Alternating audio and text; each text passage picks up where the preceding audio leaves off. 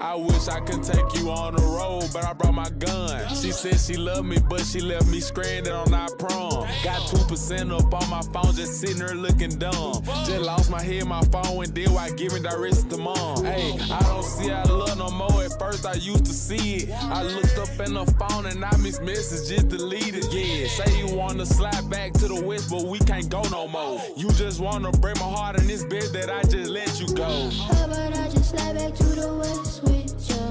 I just hope that you don't get mixed messages. I think I let you break my heart, it might be fun. I just hope that you don't get mixed messages. You put that shit right under your tongue. You put that shit right under your tongue, so you can feel where I'm from. Put that shit right under your tongue. You put that shit right under your tongue, so you can feel where I'm from.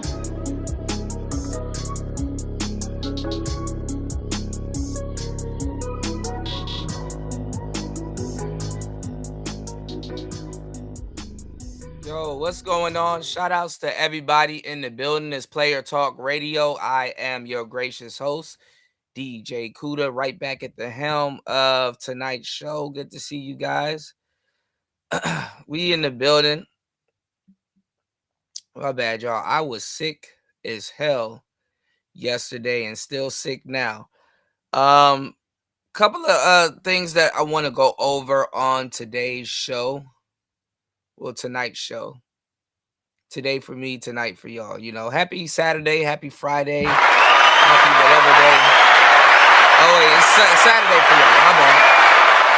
My bad. It's Saturday night for y'all, Sunday morning for me.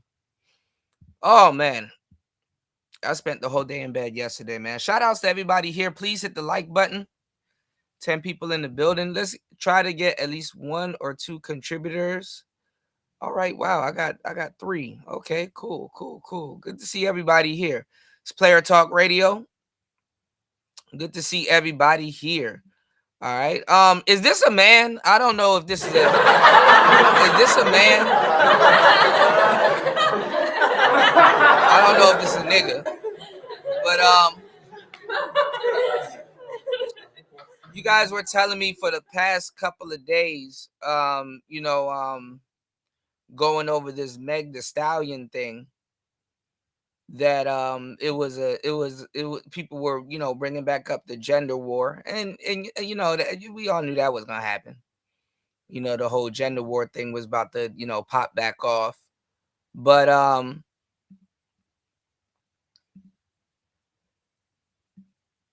black men always, especially men, it's not even a gender war, it's really going to be black men, but heterosexual men. But since we're talking about quote unquote Klay Thompson, they're going to bring up black men, especially beige rage, light-skinned black men. So and it's funny that this I don't know if this is a guy or a lady. I don't know what the hell this is, if it's a man or a woman, but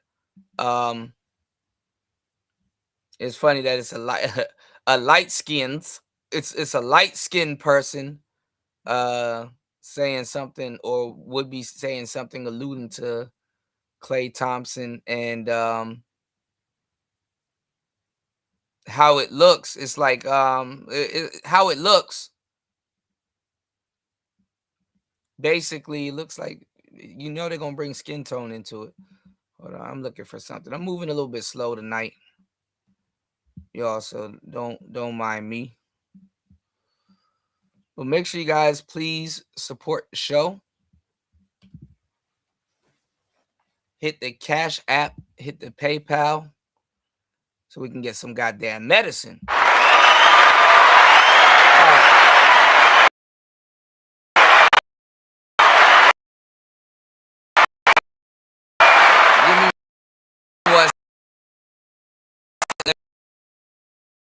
Let this. I'm gonna let this play. Give me 1 second. I'm trying to put the chat up, but if I put the chat, it's gonna move. Oh, it's not. Okay. Let me swap this over here. All right. Move this chat around and do this. All right. Let's see what this thing has to say. Hey, what's up, everybody? Oh, it's a nigga. I knew it. I knew it. I knew it. I knew it. I knew it. I knew it. I knew it.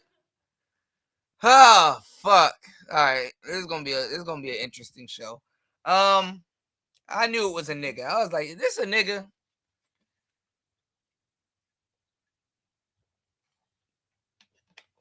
Bitches, they voice be, everybody know a woman that smokes or don't smoke, and she sound like Batman. She sound like Batman.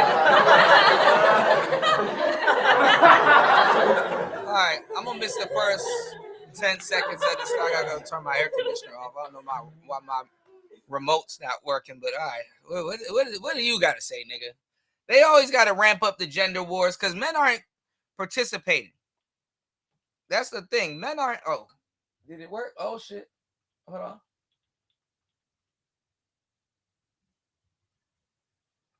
Uh-oh. I can't take these Chinese. Oh, it did work. Okay, shit. I don't have to get up. All right, now I can listen to this nigga. All right. Yeah, they gotta ramp up the gender war again to get men to participate. That's really all this shit is. They got to ramp up the gender war again so men can participate, because men aren't participating. Men are opting out. They fixing up their cars. They hanging out and then going back home. They're not really, the women can't sleep over. Men are doing their damn thing. They playing video games. And they're choosing peace over relationships. You got women out here like, oh, I don't like these guys talking about Meg Thee Stallion and Klay Thompson and stuff like that. If they talk about that, you're not gonna be able to date me, and you're not gonna be able to take me out and oh my God, you're not gonna be able to get with me. It's like, nigga, ain't nobody clamoring to get with you. Oh, if you don't stop talking about Meg Thee Stallion, you're not gonna have the privilege to pay my bills.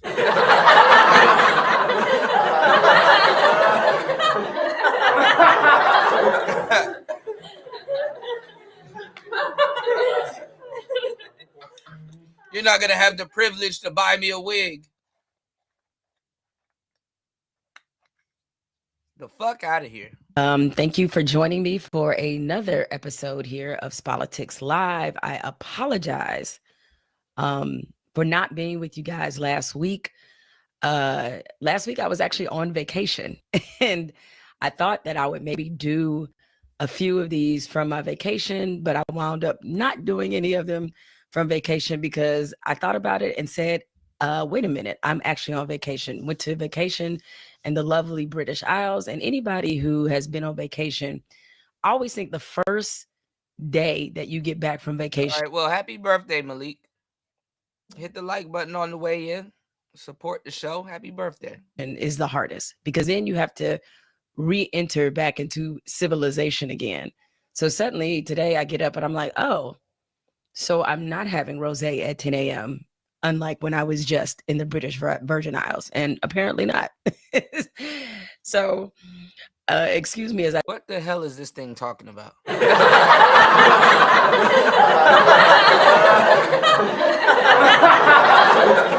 don't know who the hell this is. I'm getting over a cold, and y'all sent me this shit about, oh, she's ramping up the gender war. So I'm like, okay, let me take a listen to what's going on. You said she got her little lace front. She don't know how to act. Yo, you can't make this shit up. You can't make this shit up. You know, y'all hit the like button on the way in. Hit the Cash App, hit the PayPal, support the show. I need to get some cold medicine. All right, let's get it. I try to get reacclimated to civilization. Obviously, there has been a lot. I want y'all to keep this in mind. They got to keep the gender war going because they tried to run this whole male loneliness epidemic thing. And usually when they say it's a male loneliness epidemic, they're talking about the women. You know what I'm saying? A lot of the women are panicking, you know, especially in this generation. It's sad to say because, you know, they see all of this stuff on the internet and they want to have kids and they want to have a man and they want to have all of these things, you know, going on. You know, the crisis is hitting them. Remember I was showing you guys for the past couple of years, you got a lot of these, I wouldn't say incels, but you got a lot of these guys that was like, oh, I'm 30, or, you know, you got a lot of the Gen Zs, and it's like, oh, I'm this years old and I'm that years old, and I've never had a girlfriend, or I've never had this, or I've never had that, you know. Well, I mean, you got a lot of women that got the same that got the same experiences, you know. Imagine reading them Zane books and watching all of these, you know, these movies and these videos and stuff like that. And you're seeing all of these people with these relationships and you know, kids and stuff, and you feel like, oh man, the world done left me, you know, the world is moving on, and I don't have this and I don't have that, and you know, whatever, you know, whatever you feel you don't have, you know, whether it's a man, whether it's a woman, or whatever, you know, a lot of people it's like a delayed FOMO, missing out, you know. So people feel like, oh, I don't have this and I don't have that. Well, you do have it.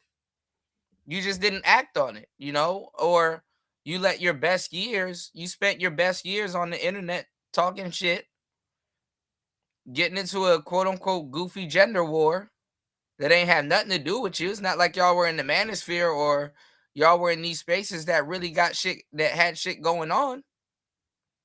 You know, so it's like, what's your excuse? You know, I hate to say it, but you have a phone. If you have a phone, you have a lawyer. And if you have a lawyer, you can go get a nigga.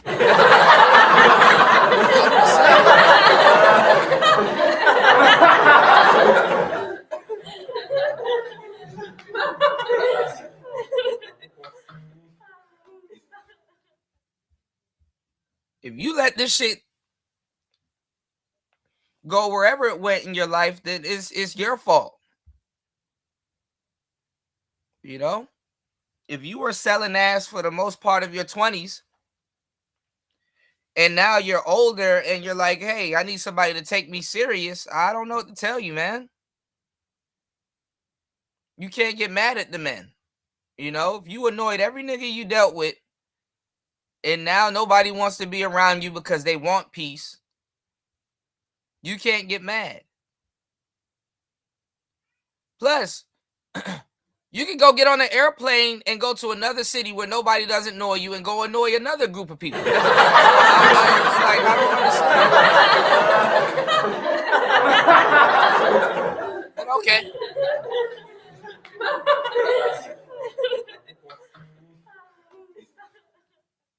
Let's go. That has gone on in the last week. And the thing that is so crazy. Oh, and another thing. I'm not against the L-Gibbet or anything that ribbits. What I'm saying is they promoted and pushed the L-Gibbet on a lot of people because they wanted to push inconsequential sex. Now you got what's going on in Houston and all over the place. So people weren't getting into relationships because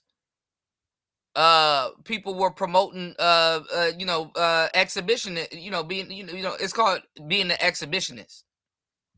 All right, I'm giving y'all the player terms and the relationship terms, because everybody on here repeating Manosphere talking points, all of a sudden they're relationship experts but don't know what the fuck they talking about, and then want to question me about hypergamy. All right, let's get it. About when you're away, and especially being in a foreign country, you get little bits and pieces of the news happening in America. And so as I was getting these bits and pieces, I'm like, wait, what? Just on bits and pieces. And finally I was like, listen, I'm on vacation right now. America does not exist to me. No disrespect, no shade. I need to be present on vacation. So I had a lot to catch up to by the time that I got back here in the States. And I was like, ooh, so it's still the ghetto. America, still the ghetto.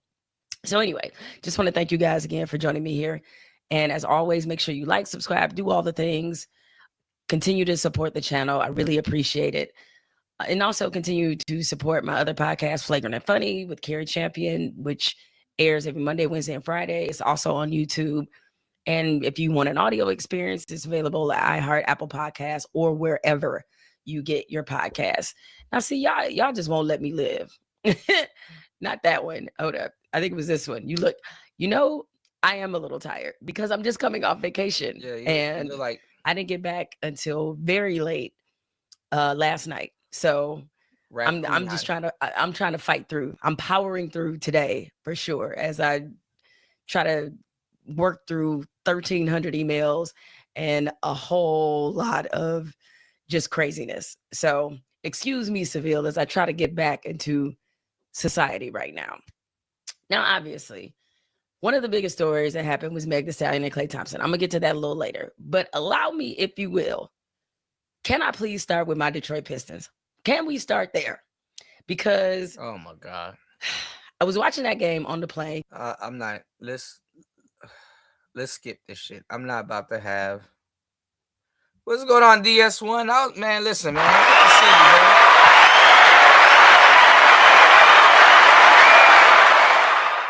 I needed to come over there and say welcome back to you. I've been over here holding it down, man. These YouTube streets, the people are running amok. Ain't no more real ones here. I'm like, damn. Last of the Mohicans, man. Shout outs to DS1 in the building.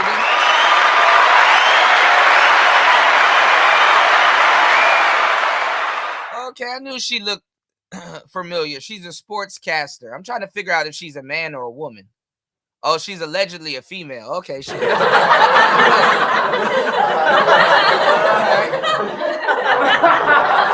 didn't know.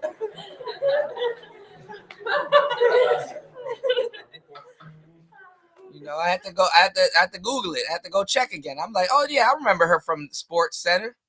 I had to make sure she was a woman or a man. I thought it was a nigga. My bad, y'all.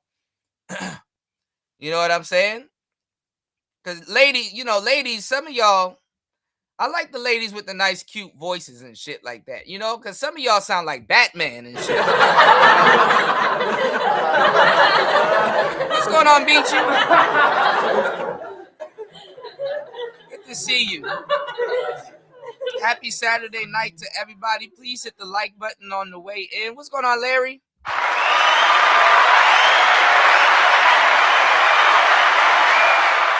Shout outs to the real ones in the building. Please hit the like button. Let's go.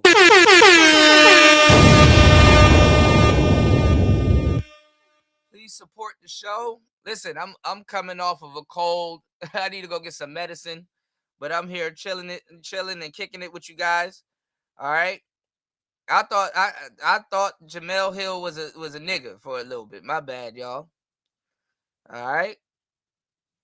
Yeah, no. I remember her for now. When it said she was on Sports Center, I remember her for a couple years ago. I remember her now. She just looked different. Everybody looked the same to me nowadays, bro. I'm traveling, so I remember her from something I reported on back in the day. It makes sense now. I was just about to skip her talking about sports, and then when it says she's ESPN, I'm like, oh shit, that is her. But okay, all right, let's hear what she got to say. She's ramping up the gender wars all over again because y'all got to understand. I told y'all it's always a bargaining chip. They try to say that men were going through a loneliness epidemic, which we're not. It's the ladies going through a loneliness epidemic, but they have to ramp the gender wars back up again to get the men to participate, because a lot of men are choosing peace over relationships. And the thing about it is, the younger generation of women, y'all giving up the cow. Y'all giving up the cow. Why pay for the milk when the whole damn cow is free?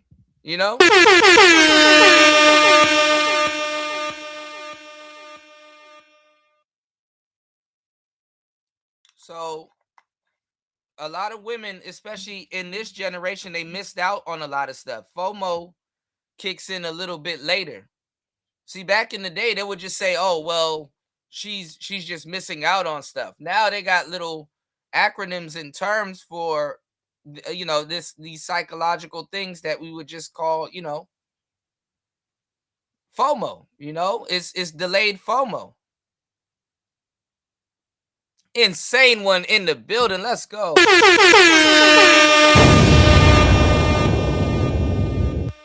Yeah, it's delayed FOMO. It's delayed FOMO. And it's not even that like they're older. It's not like, oh, menopause. It's not this. It's not that. It's basically it's a delay. It's a delay because women will go through FOMO in their late 20s, early 30s. And then, when the 40s are around the corner and they kind of didn't get what they want. And it's not even that. You got women in relationships that go through FOMO also.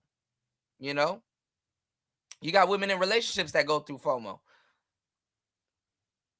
So it's a lot. Let's get it. Coming back to Los Angeles, and I had to really try to contain myself because the levels of mad that I was, I can't possibly explain. Now, this was the second game of this series I was able to watch because, again, vacation had me gone for 7 days. Didn't watch anything over there. The Pistons are clearly in trouble.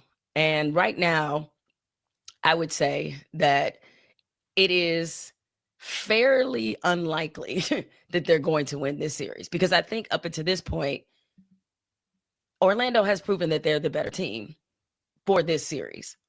And the reason why the Pistons are losing, these are things that you can't coach around. It's a reason why you hear analysts often say that playoffs are about matchups, because it's true.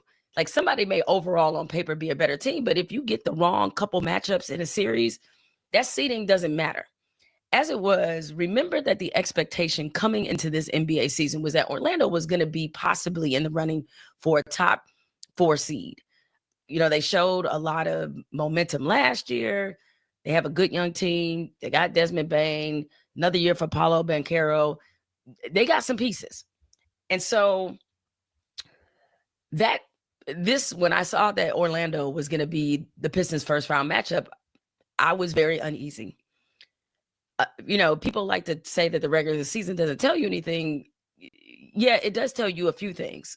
Everything can't be hinged on the regular season, but there are certain trends and things that we're seeing about this Pistons team that against a team like Orlando would be bad for them. First of all, during the regular seasons, the Pistons and Magic were 2-2. That's number one. It's not like the Pistons were waxing this team. I can't remember if everybody was healthy for most of those matchups. I can't recall, because I think I only saw one of those games, and I think everybody was pretty healthy. So the other issue about this series, something JB Bickerstaff can't coach around. He can't coach around the fact that the Pistons don't have enough shooters. They absolutely don't. Their 3-point shooting, if you go and look it up, the Pistons, I think when it came to 3-point attempts, they're like, or 3-point makes, not attempts, they're in like the bottom. I think they were 28th out of 30 teams. Okay, 28th. So, yeah, that was already an issue, their lack of 3-point shooting. And I think when it came to 3-point field goal percentage during the regular season, they were like 17th or 18th.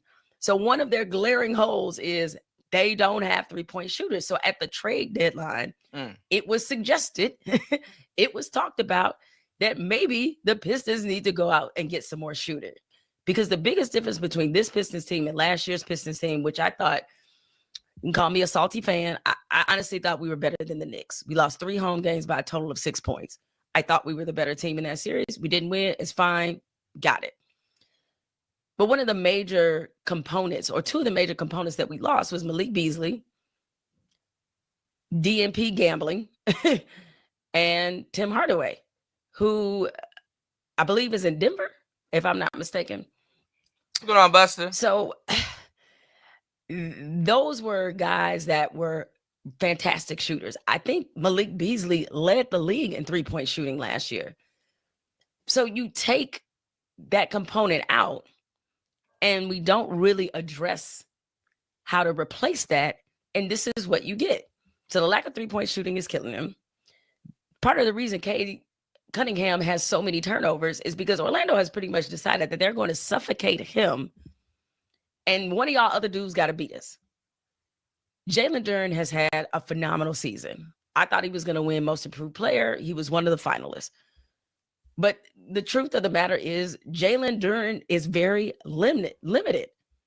He's extremely limited. You know, he's not the guy that you can go to in the fourth quarter, game gets tight, or in those moments where you need a momentum swing and just get a bucket. That's not his game. Really? It's weird. I'm sorry. It's kind of weird watching certain women break down sports. It's like, bruh. You know, a man will be like, this nigga ain't clutch. That's you know. Like, he ain't clutch. He ain't clutch. If the buzzer is going down and you can't pass him the ball. Let's say that. He ain't clutch.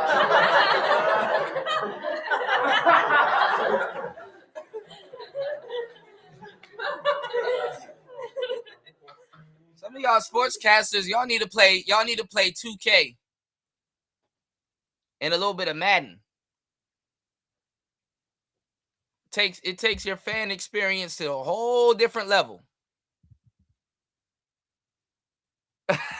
Insane. Just say he ain't clutch. Like,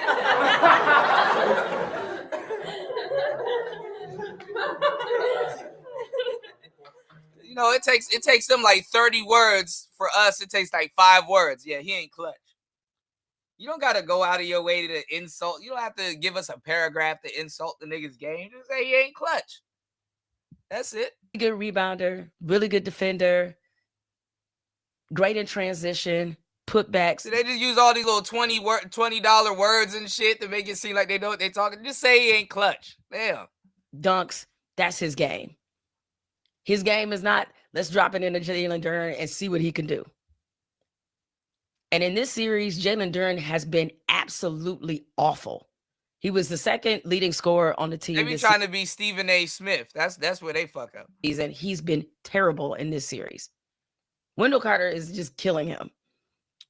They're taking him out of the offense and with doing the things within that were in his scope to do. And so when you have him and you have Asar Thompson, who also is not a good offensive player, and then you only have Cade, who is the only person really who can create his own shot, then yeah, Cade is probably going to have 20-something turnovers, which is what he does. So right now, when you look at Orlando's sort of supporting cast, for the best way to put it, their supporting cast is just played better. You know, beyond Paulo Banchero, you know, he's main guy. Desmond Bane has been great. Franz Wagner has been great. And so they're getting more, as I mentioned, Wendell Carter has been great. They're getting more out of their supporting players than we're currently getting out of ours. And now we're down 3-1. And it just doesn't look good. And for the Pistons to be a number 1 seed after the way that they fought in the playoffs last year, and to come back be a one seed, a 60-win team. I mean, it would be hard to see this as anything but a failure. Because I'm not saying that the Pistons had to make it to the Eastern Conference Finals. No, I kind of feel like that's a reasonable expectation if you're a 1 seed, given what the match is. I mean, when's the last time the Pistons been good? I stopped watching basketball a long time ago, but when's the last time the Pistons actually been good? But you can't go out in the first round. And I know Orlando is not a typical 8 seed, but that doesn't make anybody in Detroit feel any better in this moment. And right now, Orlando's presenting matchup issues that I don't know can be solved. Now, can they limit the turnovers? Can Cade be better in that department and everybody else? Absolutely. They can certainly stop giving them chances. But I don't know if those matchup issues, I don't know if Jalen Duren can be trusted to wake up and act like he wants to be a part of this series. But yeah, the Pistons in trouble. I'm not quite ready to say it's over, but the fat lady is warming up. She's looking at the lyrics and she about ready to sing. So I had to get that off my chest about the Pistons because, man, everybody, you know, all my friends from Detroit, we are inconsolable right now. Just totally inconsolable. So it's not over, but it feels like it is because there's a reason why there's a very short list of teams that have come back down from 3-1. And as it is, I think when Orlando won that first game, and sometimes like in the first game, you know, even if bad things happen, you'll say like, oh, okay, was that a bad game or was that a bad sign? And that first game is when I really felt like I didn't want to overreact, but I really felt like the Pistons were in trouble because one, they came out flat. And you know, I understand like they had a little bit long of layoff. Cade, obviously, he had to deal with a collapsed lung at the end of the season. But damn. Somebody the way they came out in that game one, to me, was very troublesome. And so What's going on, King Picks? This is down to the wire for the Pistons. I don't know if they have it in them to beat this team 3 times. And because that's what you're looking at some point, probability takes over. Can they beat this team 3 times? With the way that Orlando has played, I'm going to say probably not. But, you know, my fan heart is trying to remain in it. All right. And while we're on the subject of NBA. Yeah, let's get to the or the NBA, of the association. Let's get to what has become the biggest NBA story, even though you have the playoffs that are happening right now. Klay Thompson, Meg Thee Stallion, they have called it quits. And we found this out because Meg Thee Stallion took to Instagram on her Instagram story, and she let everybody know it's over. As you see, I'll read it for you. Cheating had me around your whole family playing house, got quote unquote cold feet, holding you down through all your horrible mood swings and treatment toward me during your basketball season. Now you don't know if you can be monogamous? Question mark, question mark, question mark. Bitch, I need a real break after this one. Love y'all, or I'm sorry, bye y'all. And I think it was just announced a short time ago that Megan Thee Stallion, she was on Broadway. I think for Moulin Rouge, she will not be finishing up on Broadway. I think she's going to wind up departing 2 weeks early. So you guys have seen the conversations on social media. And I have to say, even for social media, this has sunk to a level of stupidity that even had me a bit aghast, where I was like, I know we're not having this conversation. Right? I know this is not where this conversation is going. Case in point, why do we have people forming graphics comparing Lori Harvey to Klay? Now, Lori Harvey been getting brought up in these conversations for a good minute now, and she's no better. It's just that, like I said, and I gave y'all the game, all week. I'm like, she just still has an aura of mysteriousness around her. And that's about it, because there's really no mystery around her, If people can point out 2 people that she's dated, there's really no mystery around her. All right? You can just point out exactly who she's dated. You could be like, okay, well, she dated Future. She dated Michael B. Jordan. And I think she dated some weird soccer nigga. Or I don't know. Megan Thee Stallion dated a soccer nigga too.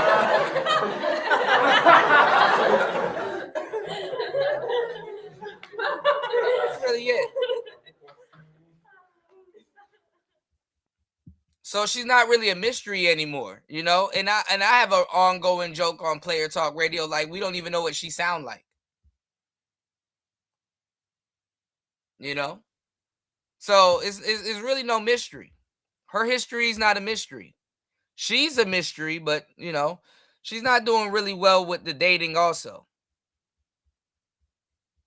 But if it looks good, people will, they'll make excuses for it, So Klay Thompson listing her accomplishments, which they really weren't her accomplishments. It was just shade. And then listing all his and trying to make the point that,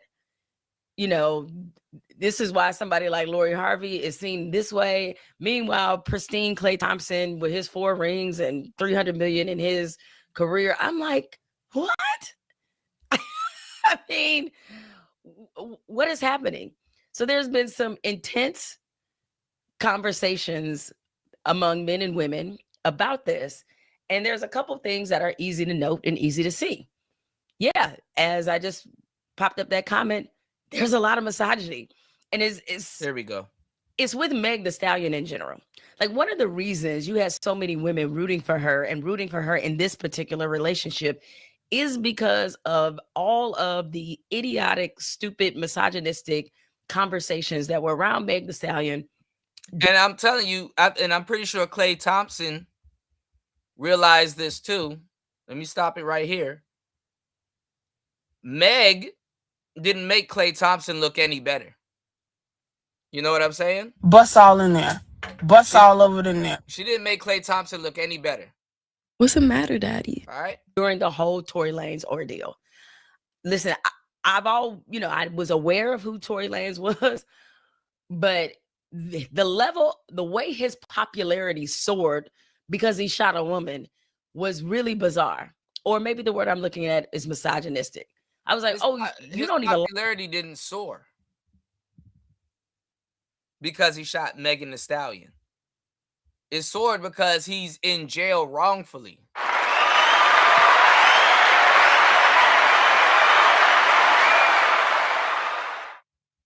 And then could it just be that Mego is not a good person? You know, you can like their music. And speaking of music, I wanted let me know, guys, if y'all want. I wanted to go over Isaiah Rashad's album. But I can't do it on YouTube, so we would have to do that on Rumble. All right. I need you guys to hit the Cash App, hit the PayPal. Please support the show. If you guys would like us to go over the album on Rumble, because it's a great album, you know. But speaking of it, you know, you can like somebody's music and you can admit, like, yeah, this person's a piece of shit. Yeah. It happens more than often, you know. That don't mean you know them. You know, I don't know Megan Thee Stallion, but I'm like, hey, you know, she might be a horrible person. I don't put it past them.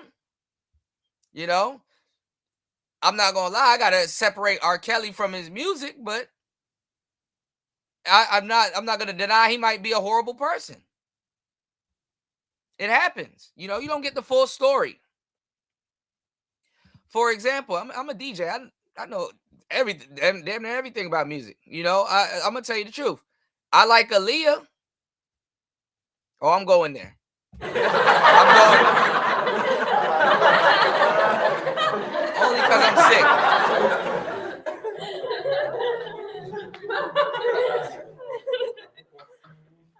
I like Aaliyah. I love Baby Girl, but I heard she was probably an asshole behind the scenes. But this is what I'm saying. It's like, you know, if you're not in that, if you don't know about that world, you're not in that lifestyle, sometimes you got to be that way. You know, some people learn really quickly, yo, I got to be firm because can't really do business with friends. Can't really do business with friends. If you ease up on your position and you're like, oh, yeah, we're friends and this, that, and the third, and you try to be nice to certain people, it hinders business. Some people got to be like, look, if I want something done, I got to be firm. Can't really be firm if we too buddy. Or when it comes down to now I got to be firm, not buddy. Now, you know, you're not getting taken seriously because you buddy and not firm. So, you know, if you're the one dishing out all the bread, I mean, it's like, okay, well, can't get mad at somebody. So I understand how some people are like, oh, this person was an asshole to me. Well, what were you doing? What role did you play?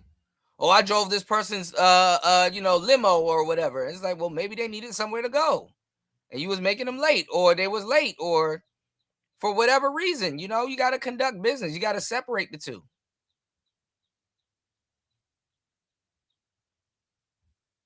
He didn't want to give me an autograph, or you know, people got their own hangups. Sometimes you got to go see for yourself. This is why they say you never meet your heroes. All right, y'all hit the like button, support the show. Let's get it. Man, you just want a reason to not like her. And it was wild to see that in action. And so, because of the type of music she has, very pro-woman, very pro-body positivity, very pro-sex. Lots of positivity. Pro-sex. Wow. Profound.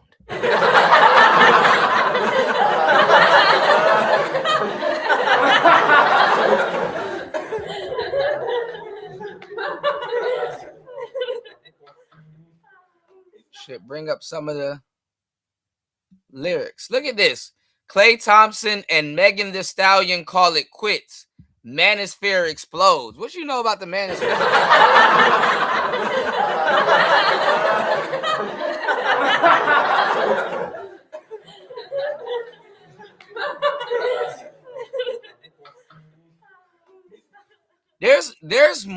There's more square people and blue pill people that don't got shit to do with the Manosphere exploding. But y'all want to blame it on the Manosphere. Okay.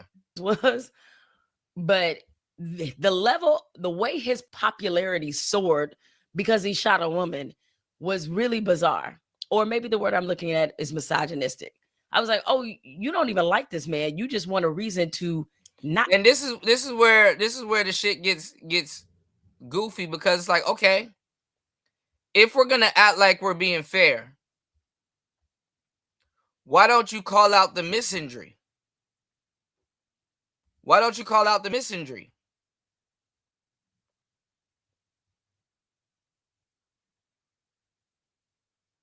Call out the misandry. You want to call the misogyny, call the misandry. If we're going to be talking about double standards, okay, call out the misandry. Misandria. And let me tell y'all something about light-skinned ugly, too, by the way. Light-skinned ugly. And some of y'all are colorists. We're just gonna blow the colorism out the water right now. Light-skinned ugly is a whole completely different ugly than dark-skinned ugly. Y'all always want to talk crazy about dark-skinned people. No, light-skinned ugly is a completely different story. All right, let's go. Is because of all of the idiotic, stupid, misogynistic conversations that were around Meg Thee Stallion during the whole Tory Lanez ordeal. Listen, I was aware of who Tory Lanez was, but the level, the way his popularity soared because he shot a woman was really bizarre. Or maybe the word I'm looking at is misogynistic. I was like, oh, you don't even like this man. You just want a reason to not like her. First of all, you didn't even know who Tory Lanez was.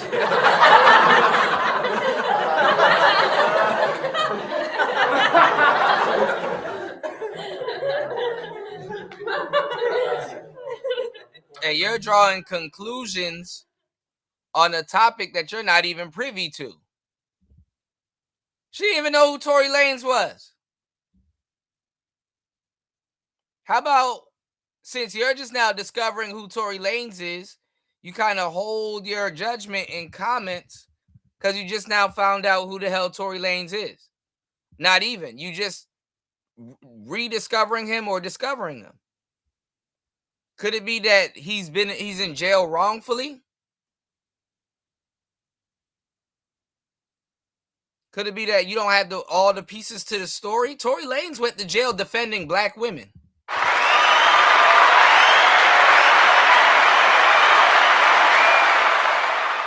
If you put the pieces together, if you knew anything, Tory Lanez went to jail for defending black women. Imagine that.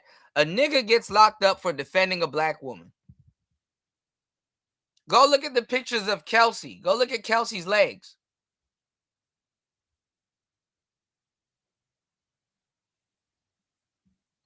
Matter of fact, I know y'all lazy with all this technology. Y'all can hit the like button, support the show. Let me go pull the picture up for you. Because the media, not even the media, the courts, they gave Kelsey diplomatic immunity. So they protected the criminal and put the wrong man in jail. Tory about to make buku money sitting in jail. More than he probably would have made in well, not even music, but because he's a beast and he's super talented.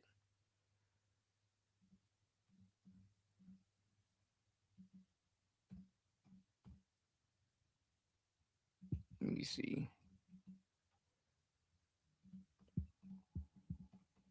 Because I can't even tell y'all what to type in Google. Y'all can't even really see it. Hold on.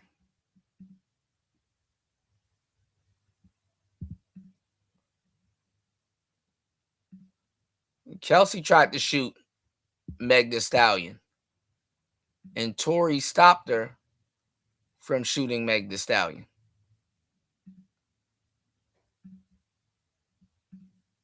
It used to be when you're in media, you got the facts before you start talking shit because you didn't want to risk looking stupid.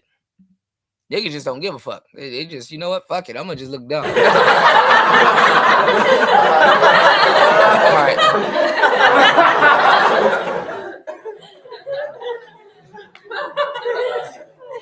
They took pictures of all of them. There go Tory. Tory looks like the criminal. So obviously that's the one you're going to get locked up for because upon sight, niggas look like a whole criminal. Y'all can't really see it because now the internet has been swept of it and they want to be vague. Y'all can't really see it, but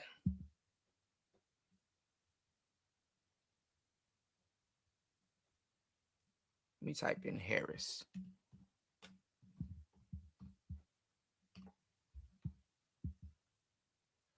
They got it circled here. But I know if I can't see it, y'all can't really see it. Y'all can't really see this. Why is, man, Google sucks, bro. They brought up a little ass picture. Hold on, y'all. There's a whole website.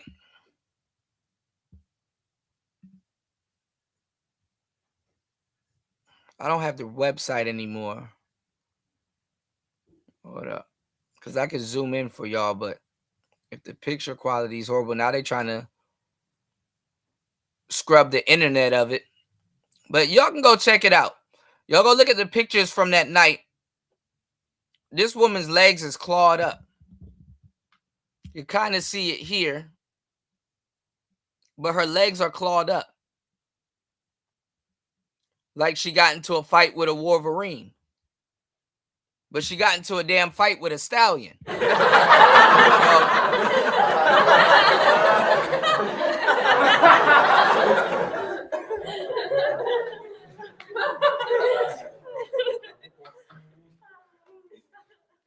When you're losing the fight, you go grab a pistol. She grabbed Tory Lane's security, his pistol, and Tory stopped it.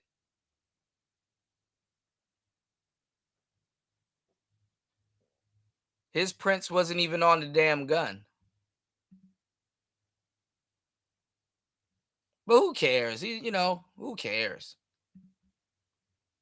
He looks like a criminal. Lock him up. Tattoos, yeah, lock him up.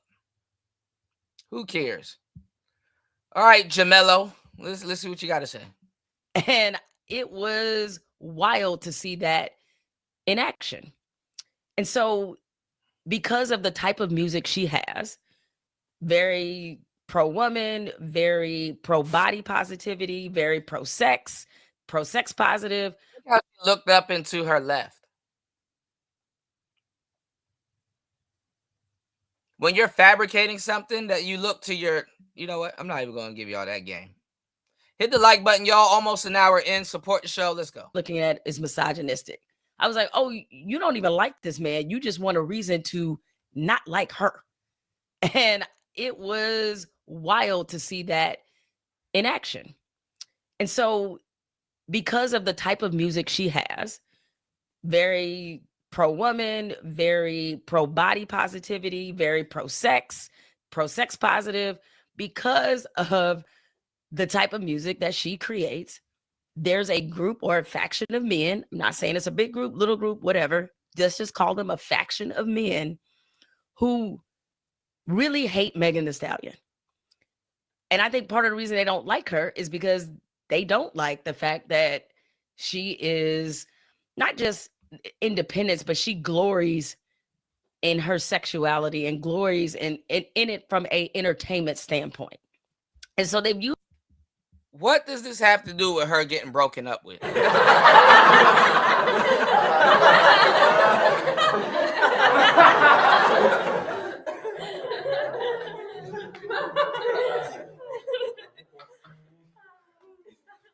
She gets on the microphone. My pussy, my pussy, my pussy, my pussy, my pussy.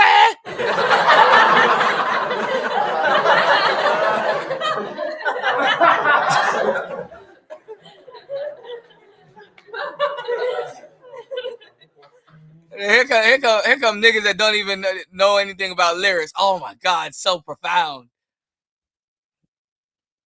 She's empowering her coochie. Okay, well, what does that have to do with her getting broken up with, though? Used her music to shame her. As if we don't have 7 trillion rappers who rap about violence, slang, and dope. These cats is rich beyond measure at this point. But they still talking about all the coke that they used to sell. And nobody says that, oh, because at one point, you know, Clips or enter a rapper rap. Come on, get your lie out. Get your lie out. Like, about killing somebody. If something happens to them, oh, they deserve that shit because they rapped about it. It's like, well, how about rapping in general is a fucked up genre? How about that? What's the matter? What's the matter, Daddy? What's the matter, Daddy? Bust all in there. How about rap is a fucked up genre in general? How about that? How about niggas like even on YouTube? If I was to play some music, oh, I violated all the terms and policies. Oh, I get you know, penalized. Oh, you get a copyright strike. Oh my God, you played that song. Oh my God, you're pushing violence. The rappers can talk about killing niggas all day and all night. But Kanye gets taken off the internet because he has an opinion.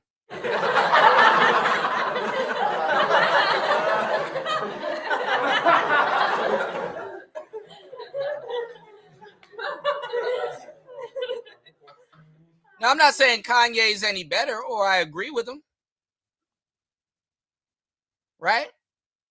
But do Kanye rap about killing niggas? Think about it.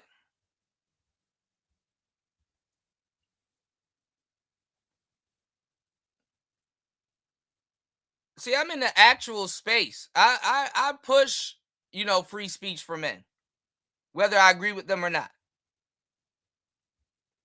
But think about it. You can talk about killing niggas all day and all night, how you're going to do it, what type of gun you're going to use, the caliber, every single thing.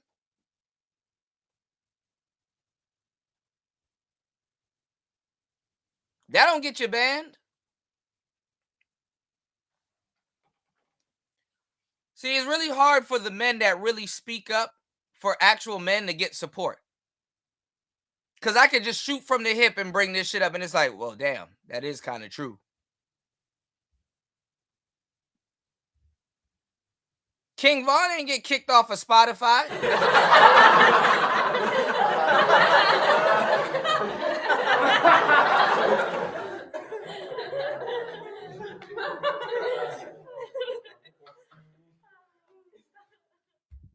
Y'all support the show. Let's get at least 2 contributors. Let's go. It's player talk. So now, because she raps about sex, she deserves to get dogged out. And the phrase, and it's not that she just started rapping about sex.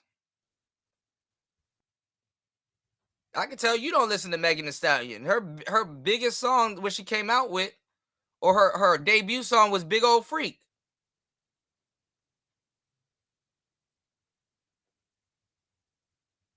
Why do the people that exploit sex the most tell you that they don't have sexual freedom when they're sexually free to destroy themselves with sex? But let's go. These that people kept using is ran through and who wants to be with this type of woman and blah, blah, blah, blah, blah. First of all, sir, most of y'all saying that ain't even got to worry about it. It ain't even your problem. It's nothing that would ever be your problem. All right. So this is what they do. When in doubt, blame the manosphere. When it's regular people, it's actually y'all little sports fans. The guys that like her, them the ones that was commenting on it. Them the ones that's pro Klay Thompson and they know about the Splash Brothers and all that other. Them the ones that's commenting on it.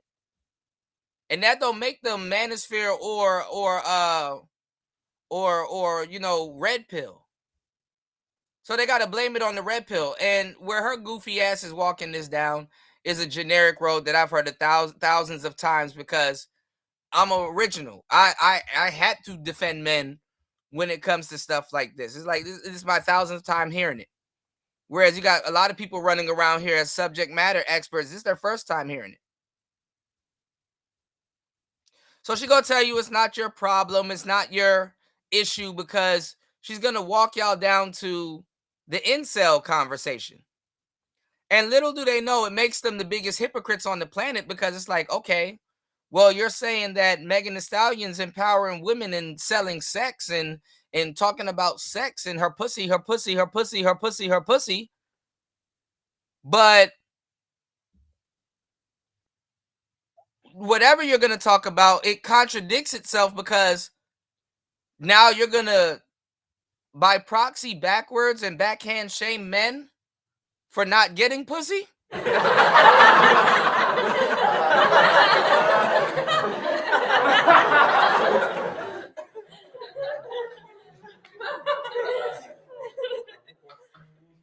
she's not smart. And it's not the first time we're hearing or going through this. You're going to try to walk us down to this weirdo incel argument.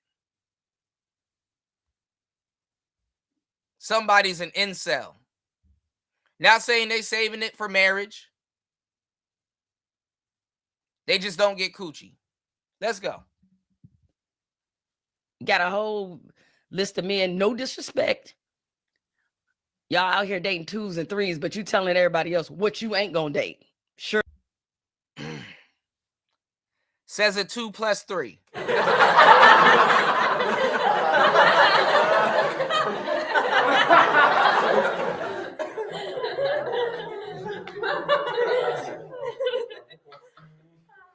You got strong 5s commenting on niggas dating 2s and 3s.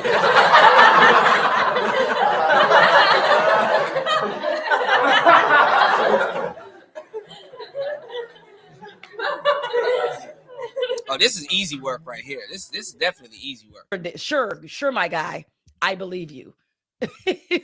What? It's like, so there was this force field or ball of misogyny that already was around Meg Thee Stallion. So now that she's announced basically that she's been cheated on, and some believe that she wasn't saying it, but that it was more about the not being monogamous. But I was like, the very first sentence says cheating. I assume she meant he was cheating. So because she got her heart broken, obviously a tough public breakup, suddenly she deserved that. And the whole reason why this is happening to her is because she's the type of woman that you don't wife anyway. I'm like, you don't wife somebody who's a millionaire, who's a Grammy winner, who's a business owner, whose branding who has a branding portfolio that is incredible. That's not what?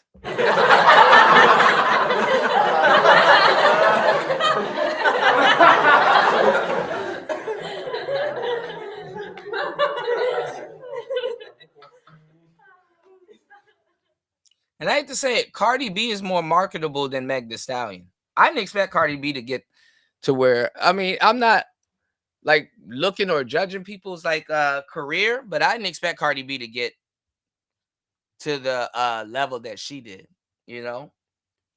There's some work in that too. And a lot of these women forget, you do know, and I know if you bring it to their attention, they're going to try to spin it back on the men. You do know men wrote Megan Thee Stallion's lyrics for the most part too, right? Throwing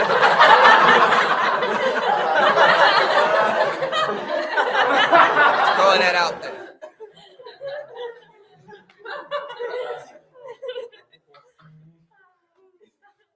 But let's go. The woman you wife? I'm just trying to understand. And people keep putting up these placards of all the people she's supposed to have dealt with, some of which are true, some of which we have no idea.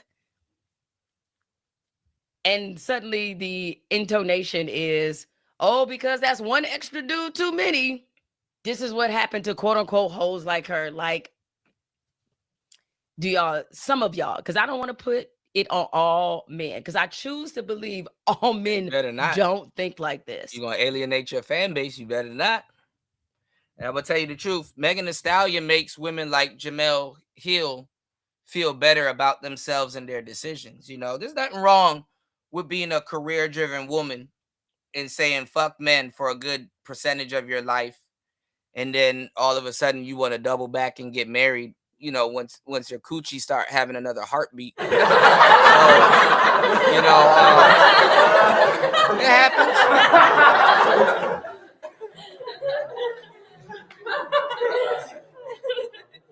Because it's supposed to be liberating. It's supposed to be, yeah, fuck these niggas. I need to go to work. You know, fuck these niggas. I need my career. That's kind of what it is.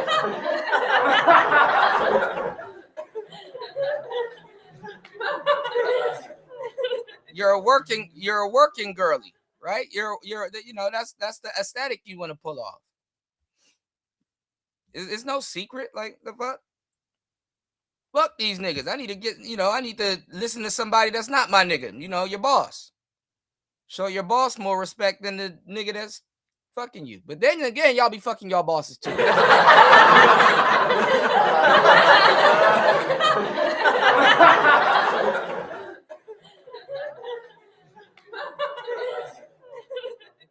You know, shit get wicked.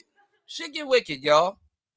So, you know, is Megan Thee Stallion empowers women like Jemele Hill. You know, get up, go to work, you know, stress yourself out a little bit. It's stressful. You know, women get up, they go to work, they, you know, it's like, fuck, a bitch got to pay for this independence. You know, especially if she can't get a man to listen to her foolishness or her nonsense, you know, long enough to, you know, get him to, you know, provide her that lifestyle. You know, they duped y'all into the she economy. The fucked up part, I'm gonna say this on both ends, right? The fucked up part is that Meg Thee Stallion couldn't double back and do like the relation. You know, that's why that song didn't sell as well. They didn't listen to that song. Jemele Hill didn't go out and go buy that song or support that song that my man, my baby, that dumbass song that Megan Thee Stallion came out with. That was the dumbest song I've ever heard in my life. It just sounds so forced and coerced.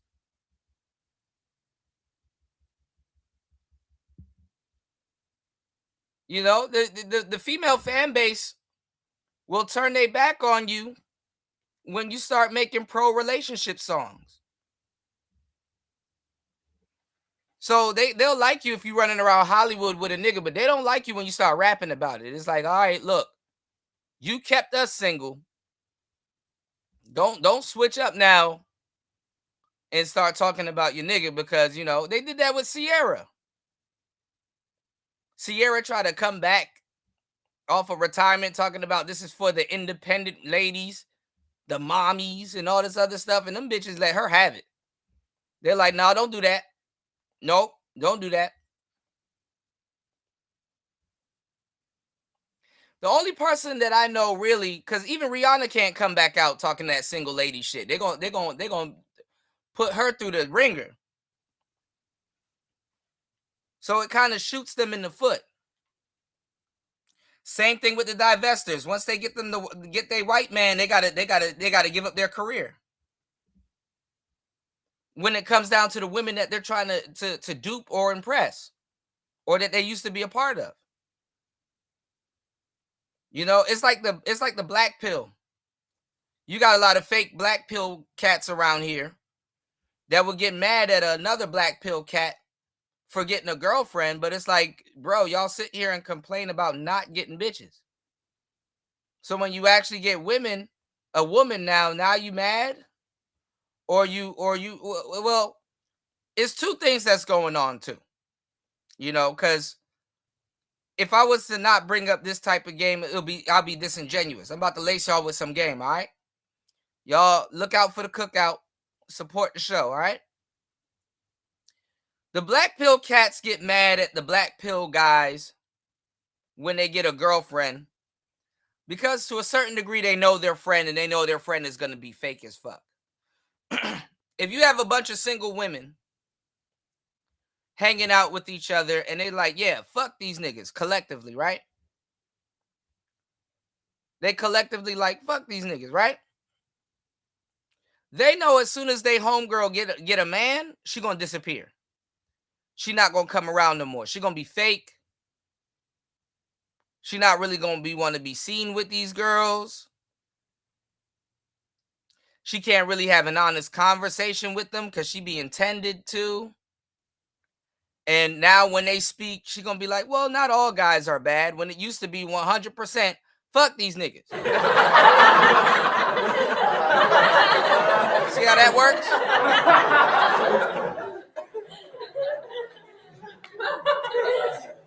It used to be a full 100% fuck these niggas. But now when they check her, or they try to check her little temperature, it's like, now it's a little 30% thrown in there. They're not all that bad.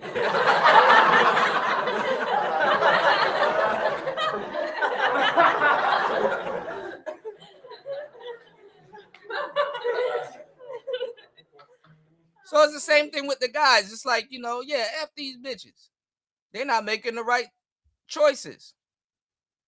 That's why you don't hear these new cats repeating the real shit, because guess what? They just regurgitate talking points. They're not authentic. Nigga in the manosphere tell you, a Walt versus no Walt. Not all women are like that. Versus all women are like that. It's actually a joke in this space.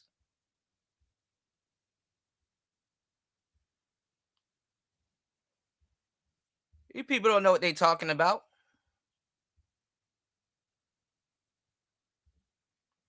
So it's fakeness all around. It's fakeness all around.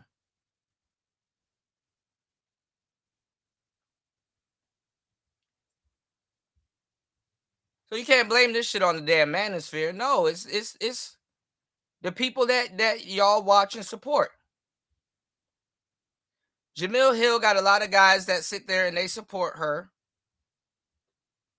And they want to further her career. You got a lot of guys that help further your career. Nothing wrong with that. Okay, you want to chase a career. You want your own bag. Nothing wrong with that. But a lot of women and a lot of people, they know who they dealing with. They know that person's fake than the $2 bill. That's why the black pill dude will get cut off once he gets a girlfriend. Because it's like, all right, well, when the shit go down the drain, they'll be back. So Megan Thee Stallion, the fucked up part about it is that she can't fully say, hey, ladies, get you a man. Because she riled them up and taught them for years, F men, play men. The only woman they'll listen to that can do that shit because she's already trained them to do that shit is Beyonce.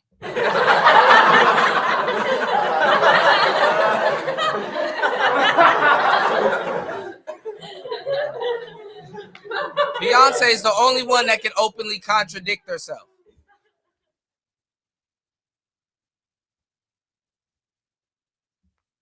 Ladies, leave your man at home. The club is full of ballers and their pockets full grown.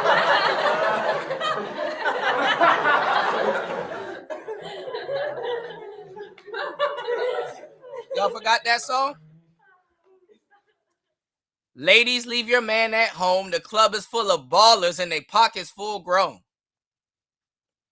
Then she encouraged men to cheat. All you fellas, leave your girl with a friend.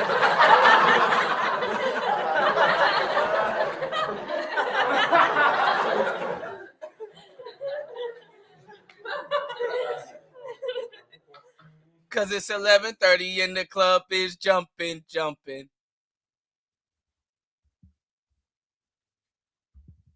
Fake ass people. Let's go. They faker than the hair she got on her head. Let's get it. And so the levels of like misogyny that has risen to the surface has been frankly kind of alarming. Wow. Profound. And it's like the incels formed their own little Voltron and they just Incels. You know, in the dating game, well, nah, you never mind. I'm not even gonna say what I was gonna say. Go ahead. Incels are living, this is their moment. And I'll just say this. We don't know these people at all. We don't know what happened on the inside of their relationship. We have no idea what he was saying to her. We have no idea what she was saying to him. So why be for or against it?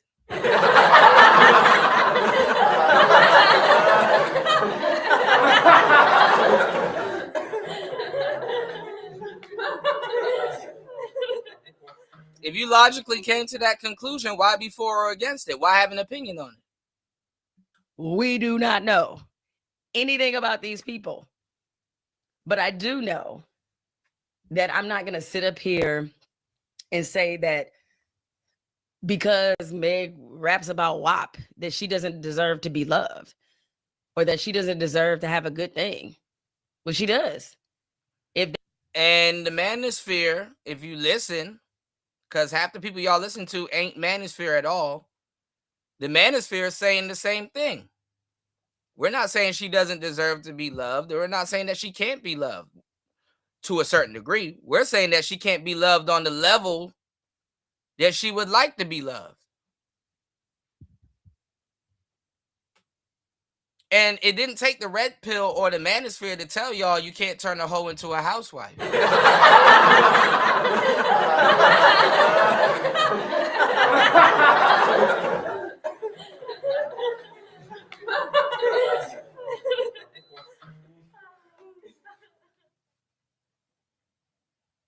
They're bringing up that Megan, cheat and stole her friend's man. Megan is a cheater.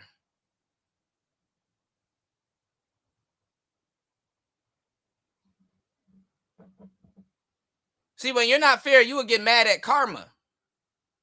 But you want karma to be at your disposal. Women want, not even women, people in general, to tell you the truth, want karma to work for them while disregarding their own karma. You know? Niggas be like, oh, karma gonna fix that person. Yeah, it's gonna fix you too.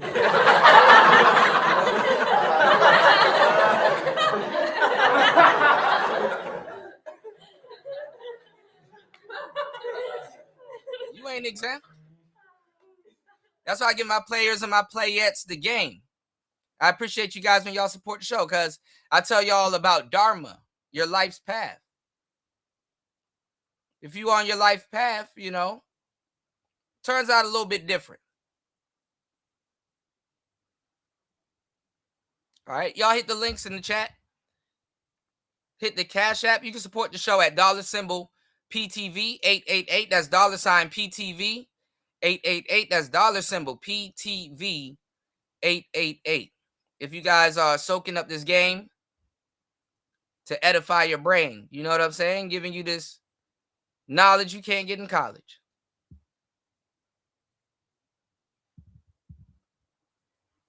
So if we're going to talk about misogyny, why can't we equally call out misandry? You know? If we're going to talk about incels, they don't even have a concept of femcels. Jemele Hill will be a femcel in yesteryear's politics. Sometimes when you have like light-skinned ugly, the only thing saving people in that bracket is their skin tone. I hate to say it like that. Some of these people that are colorists and they're featureism, they're featurists. Some people, you can look at them and the harsh reality of it. If I'm going to be black pill for 2 seconds, the harsh reality of it is, if some women didn't have light-skinnedness to cling to, they'd be in the same insecure boat. Some of them have light-skinnedness to cling to, but they see what we see, and they're still in the secure boat. In the insecure boat.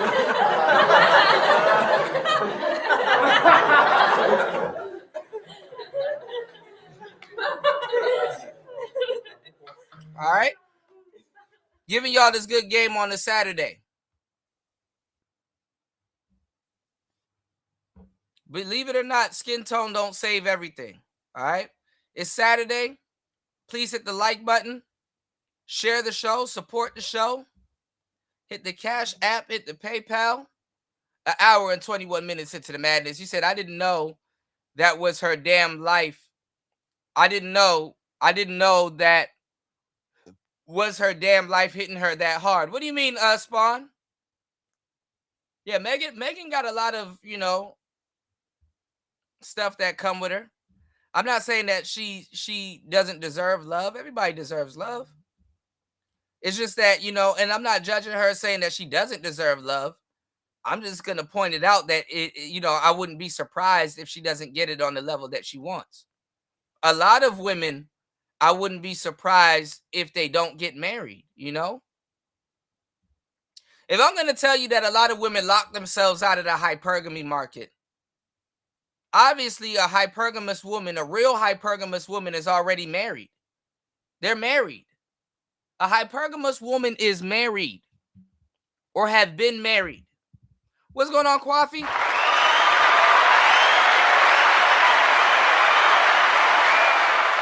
Shout outs to Kwafi. Shout outs to Spawn in the building. Real ones in the building, man. Taking care of you guys tonight on a Saturday night. Please hit the likes. Please support the show. Please hit the PayPal. Hit the Cash App. Sponsor the shows. Player Talk Radio. Let's get it.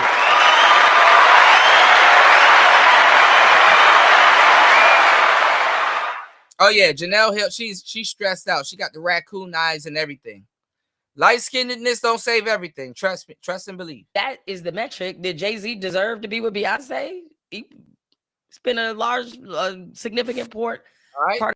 Now I knew she was gonna bring up this goofy shit because people always do the reach back, but don't even know what they're reaching for. Jay-Z and Beyonce, we already rectified that on the 444, and he rectified that on the 444 album. As long as Jay-Z been with Beyonce, if Jay-Z cheated one time, the numbers and the ratio was still good because it's like, okay, y'all think Beyonce is the most beautiful woman on the planet, but she can get this work too. Like, I don't understand why y'all think it's gonna make her exempt from being cheated on. As long as Jay-Z been with Beyonce, the numbers add up. It's like, yeah, y'all used to be hearing, I used to be the same way when I used to hear these old couples, right? I've been with such and such for 50 years. I know somebody cheated.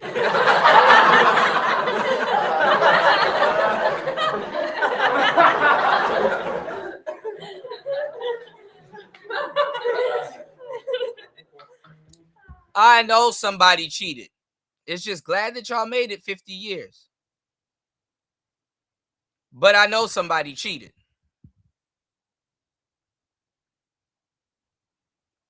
Niggas is not eating tuna casserole for 50 years.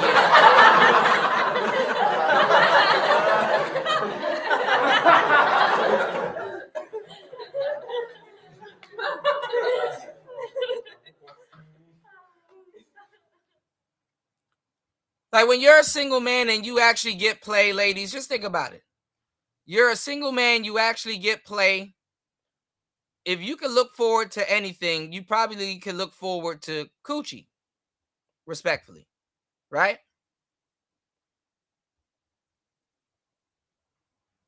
But it's the same thing that gets used in a relationship. Oh man, it's Valentine's Day. Thank you, babe.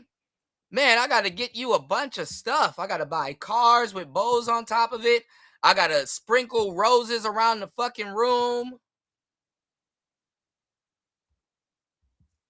I got to cook, have reservations, food cooked.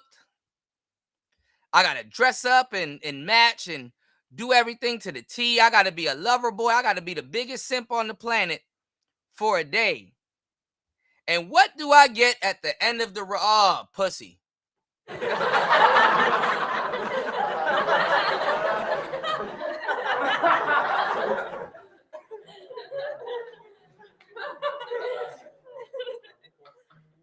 Some of y'all be on y'all period because how shit line up.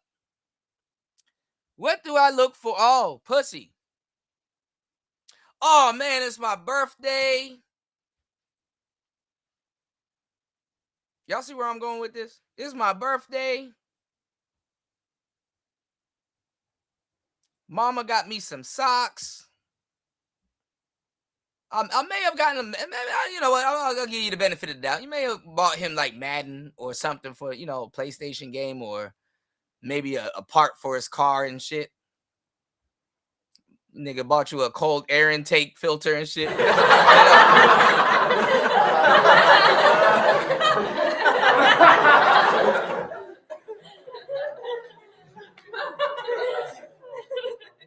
A bumper sticker for your Scat Pack, you know, for, you know, little Scat Pack bumper sticker. Okay. But what do I got to look for? Oh, pussy. All right. All right. Oh, it's Mother's Day. I got to do all of this shit. Y'all get where I'm going with this. You get a tie and get told to go back to work. They just put slap on a new bumper sticker or a new bow on the coochie, and it's the same shit. So it's like, oh man, I'm dying for the same coochie over and over and over again. After 50 years, lady, come on now. Come on now.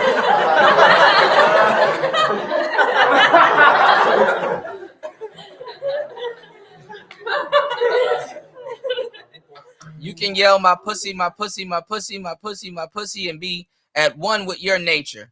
At the end of the day, when you get to the end of the rope, fellas, it's really your sexuality being contained. You know, it's really what it took me a player to realize this. I realized this when I was 19. I'm like, oh, that's the lie that they tell. Ain't nobody stopping these broads from going outside butt naked. But when something happens to them, it's like, okay, ma'am, that's the reality of the world. You know? Ain't nobody stopping women from abusing men and hitting them in public and displaying their anger. Even the police. If a police around and they see a woman hitting her man, it's like, oh, fuck. Why'd you do that in front of me?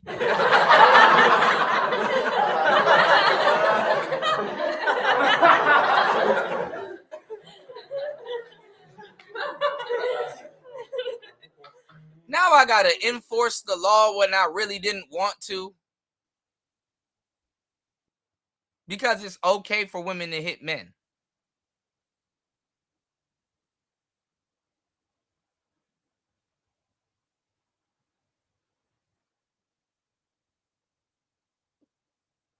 Ain't that crazy? Damn, you know, now you forced me to do my job. Because it's okay for women to hit men.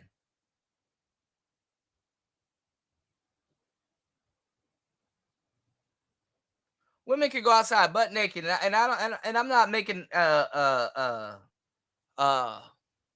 what's the word? I'm not making a claim that men should be able to sag their pants. But black men sagging their pants, oh, you get an indecent exposure charge. But this woman can come outside butt naked. I know the color of her areolas.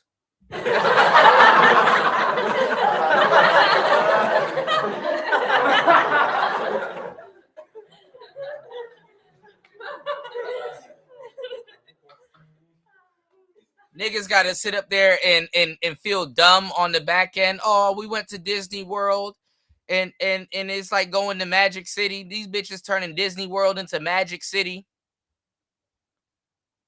They can't even say nothing to the bitches. It's Mickey Mouse. Why are you dressed like that? You know, it's Mickey Mouse. She's like, what the fuck is that supposed to mean? I can't come to the Disney World in my thong? Bitch! Huh?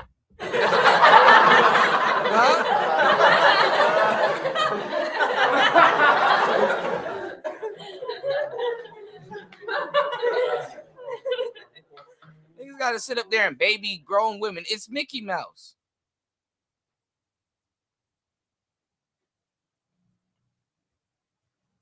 They show up to the fucking Disney World in their thongs. Mickey got to sit there and take a picture with the bitch. Like, oh, fuck. I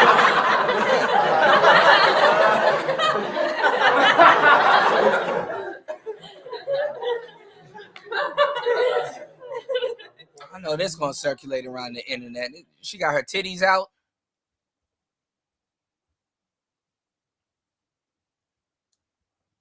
Talking about some sexual liberation and we're not free and all this other shit. Nigga, you the freest thing on the fucking planet. Then they try to tell you the women in other countries and in the Middle East is oppressed and shit like that. I'm not saying they get treated the best because I actually go to these places. But it's a fucking lie. Because the motherfucker that never been to these places will tell you how they get treated. When in reality, a lot of those women, they're like, you know, yeah, we would like to be a little bit free, but we're not about to disrespect our men because when it come down to it, we got to hide behind them niggas.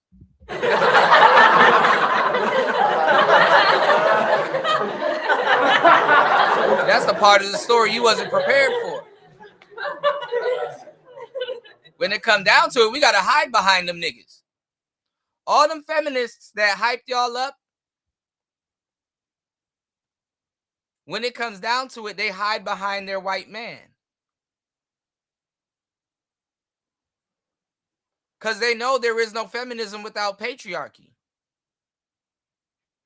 Women will turn on each other. Women are protected. The concept of feminism does not exist outside of a patriarchy. And as men that know what we talking about, we to blame too. Obviously, you want to protect your mothers, you want to protect your daughters, and you want to protect your sisters and your cousins and your grandchildren and whoever. They're all under your protection in patriarchy, you know. You're disposable. That gets exploited. That gets exploited. But let's go. We're going to hear about incels. His life selling dope. So what I'm saying is that, you know, I find this double standard among the expectation for women versus the expectation for men to be not in sync whatsoever. And listen, I hear you. Many of you are saying, well, what does she expect? He's a professional athlete. He's made this amount of money. You know, this is both men and women saying this. Let me address this. If she, and you work around niggas and be up in sweaty locker rooms trying to look your best and get chosed on. And don't nobody, like, we not, this is what we not about to do is this.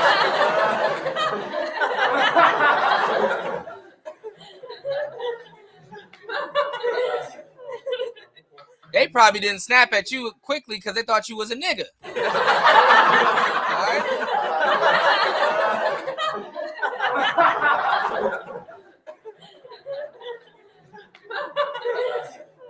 They thought you were the water boy. That little Bow Wow?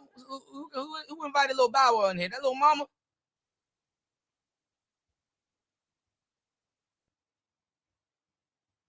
These girls, they be up there in them little sweaty ass locker rooms talking about something. I'm giving them an interview.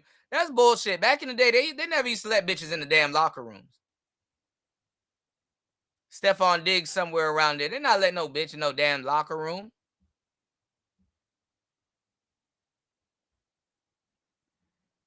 That's a for sure lawsuit.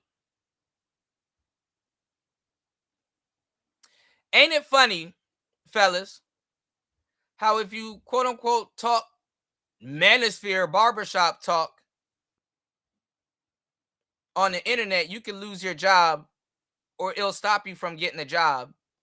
But a woman that's promoting misandry and straight up feminism on the internet, nothing happens to her.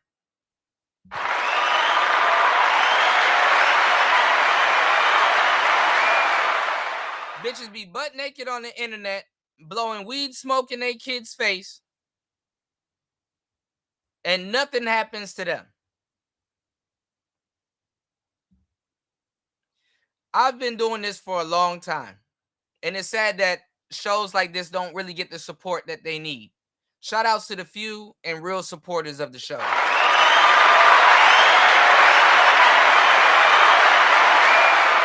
Because I'm going to tell you how karma works in motion. Those businesses, they too worried about the guys, right? The men that look out for men. A lot of the men, you know, that want to speak up, that can't speak up, they live vicariously through us. Yo, Kuda, or yo, whoever, thank you for doing this show because, you know, you're saying stuff that we can't openly say because we'll lose our whole career and livelihood. We appreciate y'all for speaking up for us. Here's some support. Keep doing what you're doing.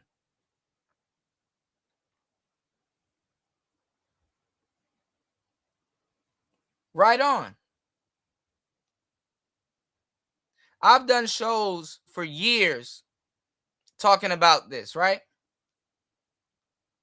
How these companies, they wait for the men to fuck up. And the funny part is that they fire niggas like they can afford to lose them. That's the funny part.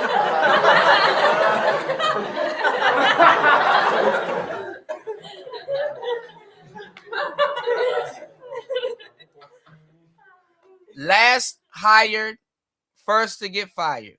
Cool. But it's funny because the women can get on here, talk all that misogyny shit.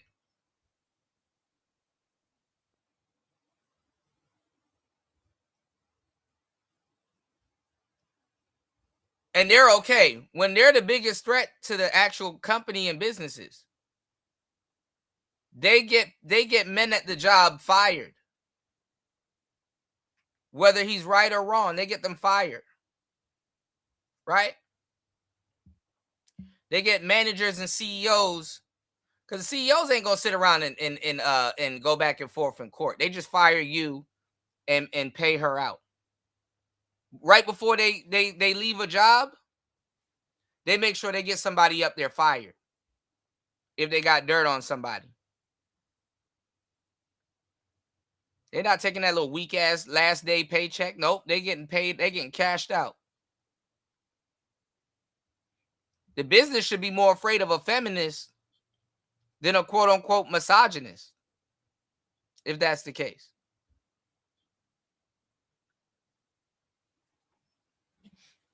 They're the ones fucking off the businesses. They're the reason why a lot of women that work hard can't even get promoted. Leave that door open. Nope. Instead of your manager talking to you, it's a group of them talking to you.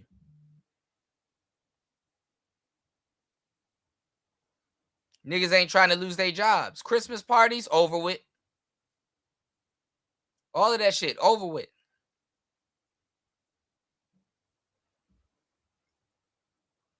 I'd be scared as hell to have a feminist on my damn fucking payroll.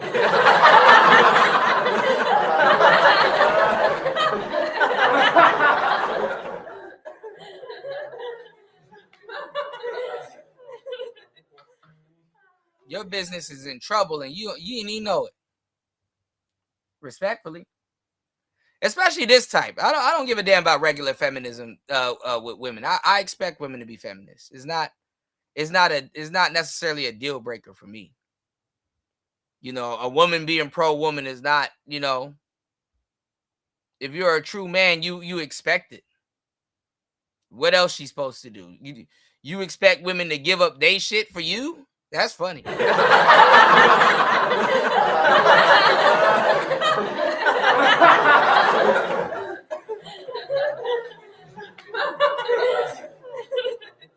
look at all these new cats here, SBE and the women trying to explain to them and shit like that. That shit is funny. It's like, nah, you're not red pill. You don't know what you're talking about. You're not Manosphere. You make Manosphere style stuff, but y'all don't represent us. Y'all haven't done y'all homework. So back then, it was easy to blame the Manosphere, but guess what? Niggas would defend it because they were actually Manosphere. Now, it just really turned into a scapegoat thing. Oh, let me say it's them when it's really not them, or say it's a group of people that represents them when they really don't. So it's a scapegoat. So I can get benefits. I can say it's them and not be accosted for it.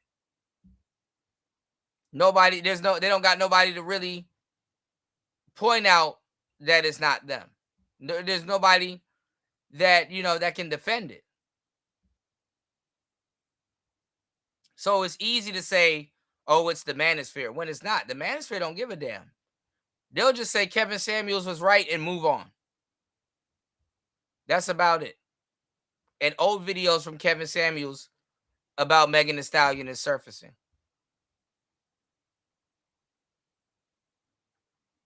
And to be at a grown-ass age, like, I'd expect this from a fucking zillennial.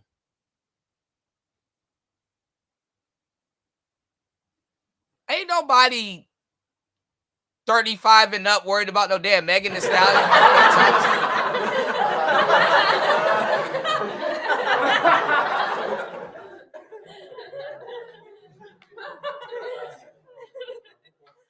They'll look at both of them and be like, who?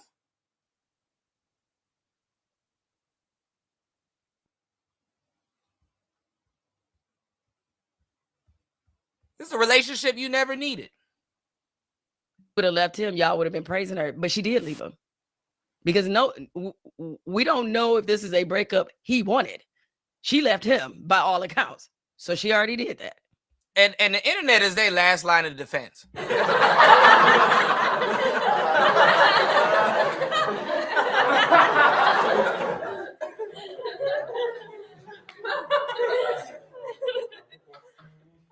Up here grasping for straws. She left him. He could have wanted her still. Overinflating value. I would play it, but it's copyright. I'm going to play it on my YouTube shorts. I'm going to show y'all what Klay Thompson is doing. That nigga is on a boat listening to old school music and dancing. He doesn't look sad. And people are like, oh, man, he really missed her. He covering it up. Nah. He can go to Magic City and go get another one.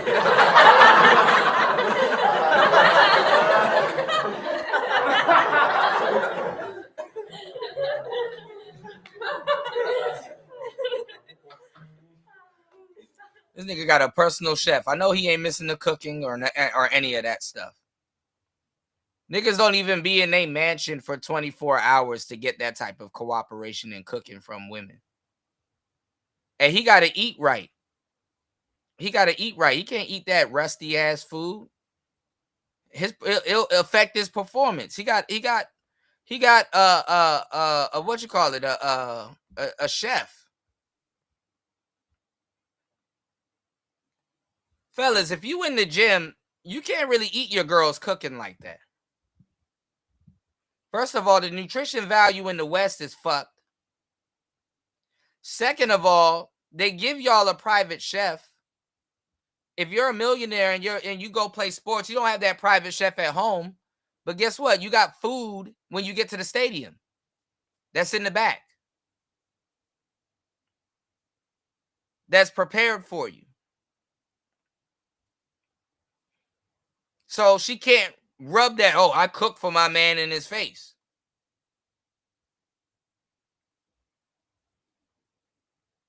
And ladies, you got to know this, man. I told y'all how to pull ballers. I told y'all exactly what to do.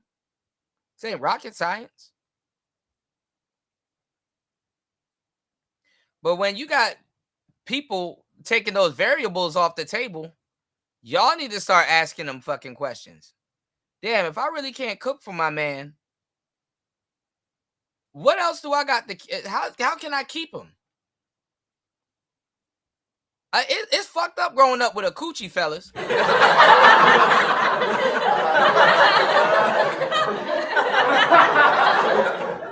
glad I'm a man.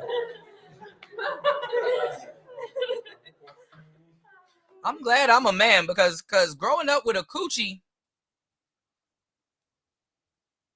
it's telling you that you could be a one-trick pony and that's okay. And then you find out the hard way. Imagine growing up with a coochie and nobody's telling you the truth about yourself because they want to fuck.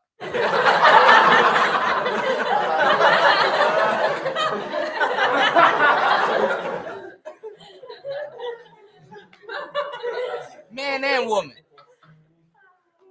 You don't like me, you just want some of my fish box. Yeah,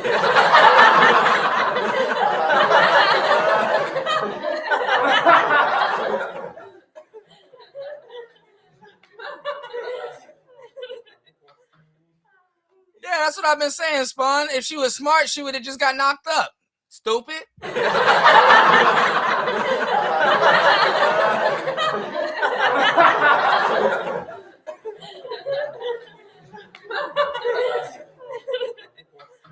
That's how you do that. Oh, you a freak? I bet you won't do it raw. I bet you won't.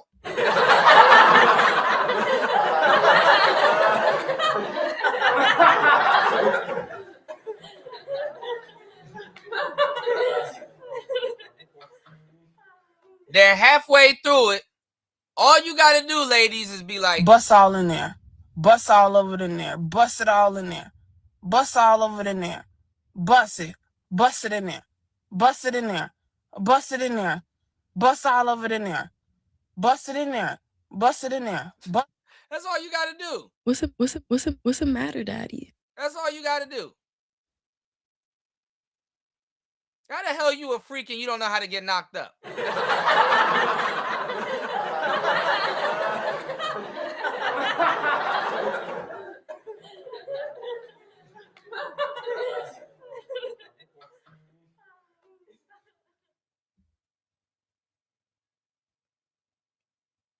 Take a page out of Brittany Renner's book.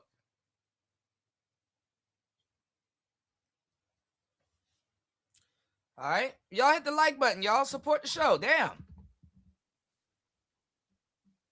These jokes cost now. I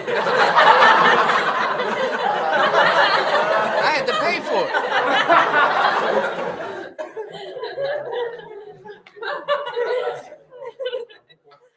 I had to go through some shit in my life to bring y'all this content. Damn. Support the show. Not asking for much. Just support the show, y'all. Look out for the cookout. An hour and 48 minutes into the madness, man. All right, let's get it. This player talk. Let's go. This girl is goofy as hell. She left somebody who told her, apparently just based off her, what she put on her Instagram story, who told her, hey, I can't be monogamous. And I know some people are saying that, oh, man, because... Want niggas to tell you the truth? Women want y'all to lie, fellas. They don't want the truth. The last thing they want is the truth. And y'all stupidly believe them. Tell us the truth. Go look at the show that I did on this. Because niggas are like, oh, you need to be mode 1 with these women. Shut the fuck up.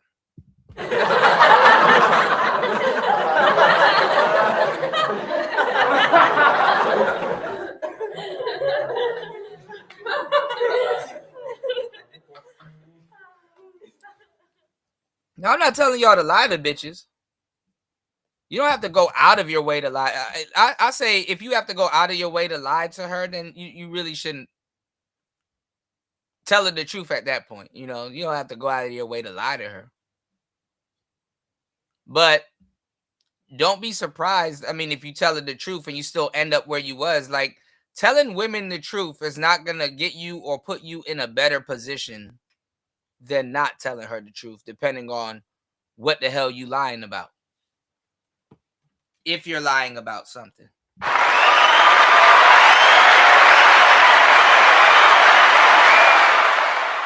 Telling her the truth is not going to get you no further up the road in a lot of cases. That's the odd part about relationships. Then you got to brief people when you tell them the truth. You got to be like, listen, I'm telling you this because I'm not a fucked up ass nigga. And it ain't even about being a fucked up ass nigga. I just want to give you a fair chance. So you need to know this about me before we go any further. Because they will complain about some shit they signed. The same way niggas will complain about a record deal that they signed. Yeah, I signed it, but I didn't think it was gonna be like this. Then why the fuck you signed it?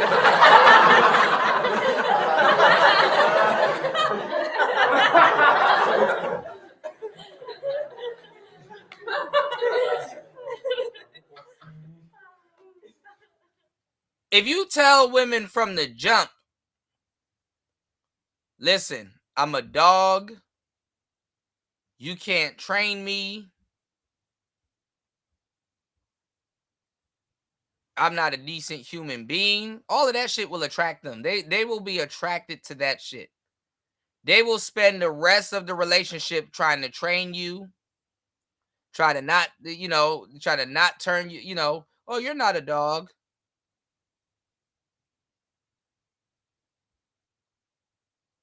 It's how you present it to them. Women and people don't like the truth. But for women, if you dip it in some glitter and put a coating of paint over it or something, yeah, they like it.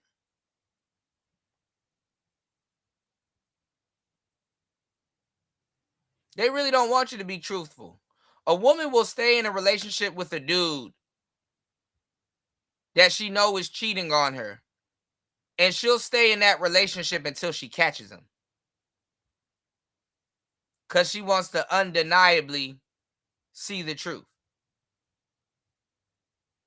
Or have the smoking gun. And the thing is that when they have the smoking gun, they still don't give a damn. They wasn't going to leave anyway. And I'm not saying that's giving you the green light to cheat or anything, but I'm just telling you how women are. You're not going to get no further up the road telling certain women the truth versus not telling them the truth. So when you do it, if you do it to be on the same page. Do it because it's something that you want to do, or you care about her enough to be like, look, I'm not going to be moving on the false pretense with you, so this is what it is. But it's not going to get you any further up the road. It's not going to stop them from complaining. It's not going to stop them for accepting the reality of it. And honestly, I'm going to tell you the truth. Women are comfortable with chaos. Chaos to women ain't the same thing that it is to men. So a lot of times they will leave you if you're not offering a certain amount of chaos in their life. They will straight up leave you if you're not offering a certain amount of chaos in it. If you're not bringing a certain level of chaos, if a certain level of chaos don't come with you, some women don't want shit to do with you.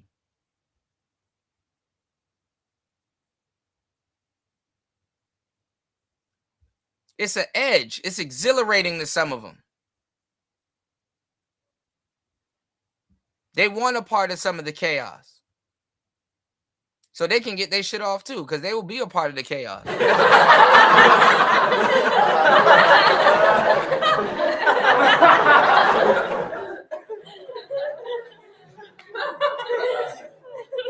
Think about it. You got women that are hoes like Megan Thee Stallion that will eventually resent Klay Thompson or a Michael B. Jordan and stuff like that. The more control you have in your life, a lot of them hate that shit because you bring control in their life. There's nothing for them to hide behind. They don't like the nice guy, the guy that wakes up and he has a schedule and a regimen and stuff like that. They don't really like that guy.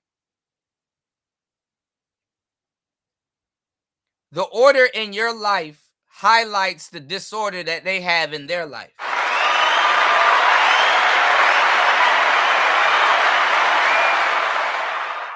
All right.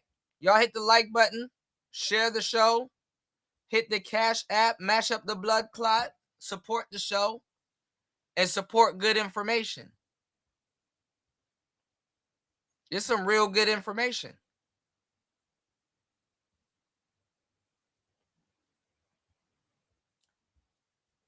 That's why a lot of women resent men that bring order to their life. Eventually, a woman like Meg Thee Stallion would, would resent a Klay Thompson. The lifestyle that she lives as a female artist, a top female artist that's a rapper, versus being a basketball wife is two completely different things.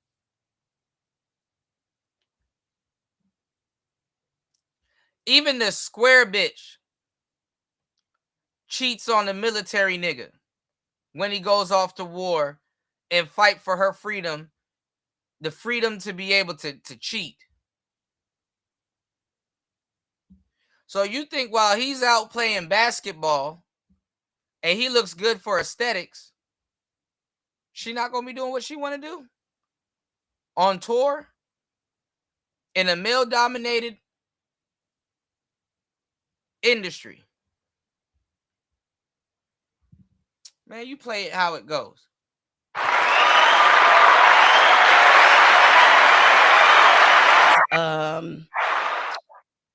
He's a professional basketball player. What do you expect him to do? I get it. I've covered sports for decades.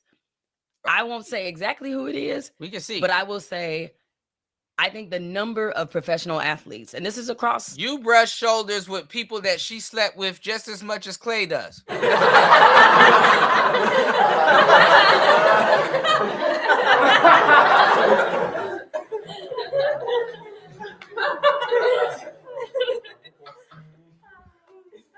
You just have this disposition because you're not fucking.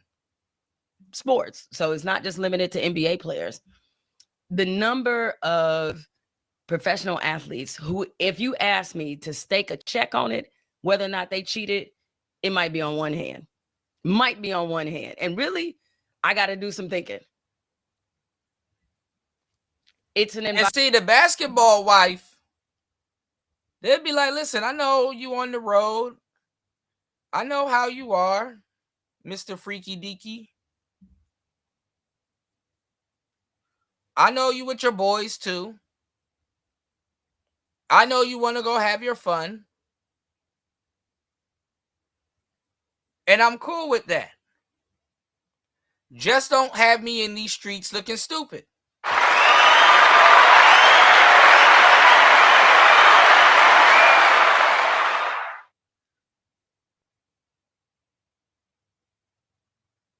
I'll hold it down. Just wear protection and don't have me in these streets looking dumb.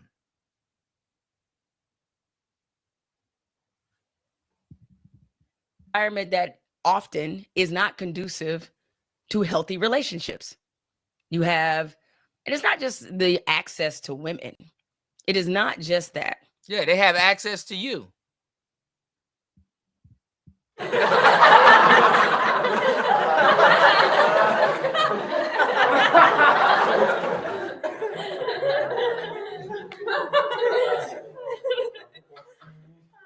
They got access to the Crypt Keeper. Let's go. It is also the life of a professional athlete. If you're their partner, their significant other, that's a difficult life. I know everybody's going to look at the money, because it was interesting to me that she noted his mood swings. And professional athletes, yeah, because he's not supposed to have feelings. They're going to go through emotional ups and downs.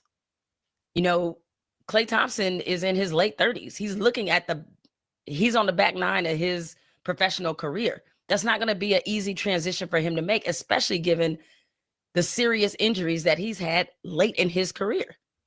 That's going to be emotionally, that's going to send him through something. It's a reason why a lot of professional athletes, especially when they retire, they go through a depression. they're still young in terms of what the rest of the civilians are. Like Klay Thompson is, I think, what, 36? That's a young dude. He's just basketball old. And if this is all you've done for your whole life, you have to make that transition into finding something when your career is over that maybe you don't love just as much, but that you love, that you have a passion for. And that's really hard for a lot of professional athletes to do. And even before they retire, we're talking about a lifestyle where you're on the road, like just taking the NBA. I mean, that's 82 games a year. You're on the road half the year. And God forbid you're on a playoff team, that's more time. A lot of them don't have the time to really be a present partner as it relates to their children, their wives, girlfriends. Like, they don't have the time to do that. And so that life looks a lot easier to people than it actually is. I commend. So why don't you use your common sense and say that somebody like Meg Thee Stallion, who got to be on tour in the studio and in sketchy places due to what she does, she not going to have the capacity to date him neither. That don't make sense. You got women out here that will put up with it. She just not built for that either. That don't make sense. The wives and the girlfriends I know of professional athletes, most of which are retired now, because I can't imagine what they went through that process. There's a reason why LeBron James, I think when he was asked. And they acted like their wives are fucking serving in the military and shit. Man, she at home somewhere, put up in a mansion, living the lavish life. And can go to the games whenever she wants. And can work from home and do whatever the hell she wants to do. The amount of freedom that you get. Let's go. What he was going to do once he retired. And this was a while ago. And he said, as a matter of fact, when these ball players and stuff are home, they actually break up. Because like now he's home. He's taken over the household, which she thinks that she ran because she ran it while he was away.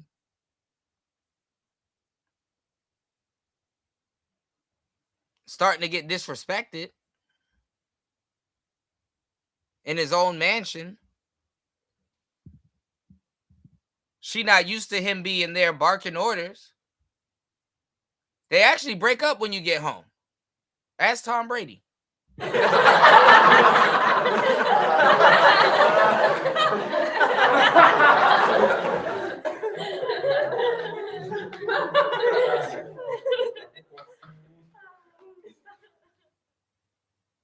You can be Superman, these bitches will leave you. Let's go.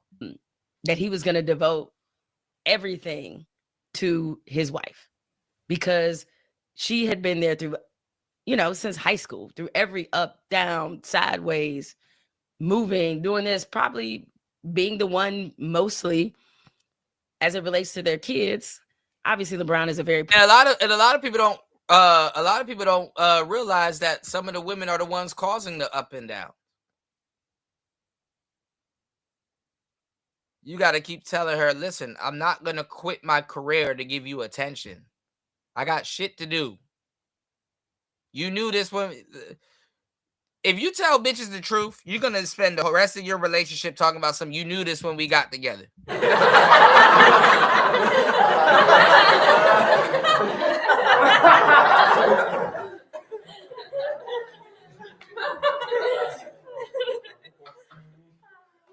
And just that statement alone, after you gave them the benefit of the doubt and found the doubt in the middle of the benefit of telling them the truth, that statement alone is a plea. Oh my God, you knew this when we got together.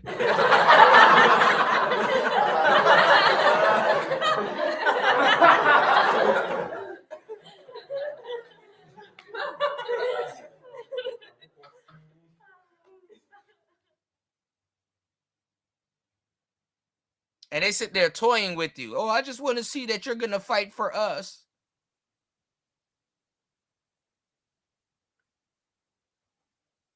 These are the same women that will cheat on you when you actually fight for y'all. And by us, I mean the U.S. You sit there. If Klay Thompson was to go into the military, you think Megan Thee Stallion would have been fucking faithful?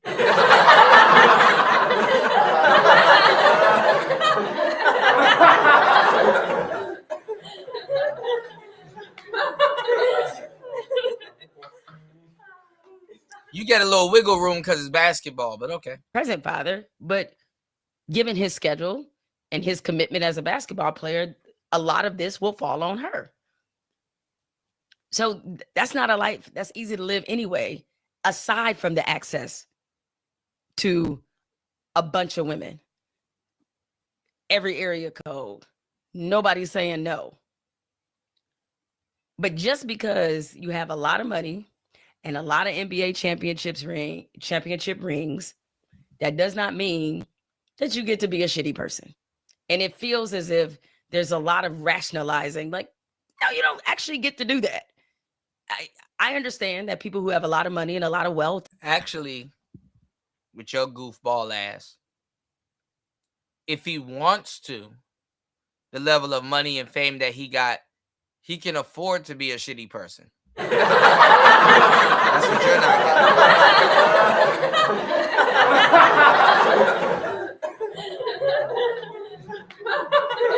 That's what you're not getting. It's up to him if he wants to not be a shitty person. Same way where a good-looking woman, and not even good-looking, even an ugly woman that's broke, she can choose if she wants to be a shitty person. She can choose if she wants to be a shitty person.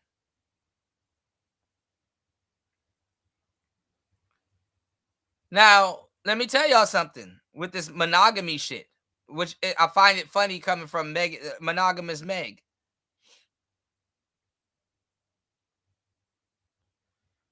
Y'all will get on or resent a man that wants to wife you up and bring order to your life.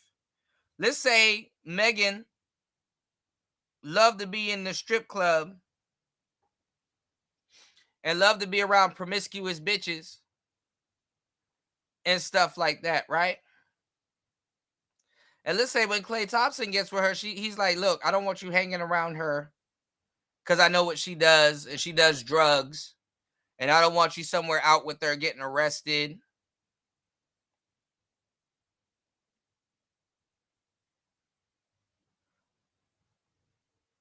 And since I'm paying for shit, you can decline this venue because I don't want you to be around that type of stuff. They shoot up that club and you don't need the money because you with me now. He's starting to bring order to her life. And she might not like him. Oh, I got friends there. Why you don't want me to be there? Or, oh, I he's not going to do nothing. No, he's a fan. He starts to bring order and structure to her life. Now, people will be like, well, he knew what he got into. She's a rapper. Why he got her dressing up like she's going to church at her shows now? She need to be butt naked in the club and twerking. He's costing her career. Right? We all got that, right? I eloquently laid it out.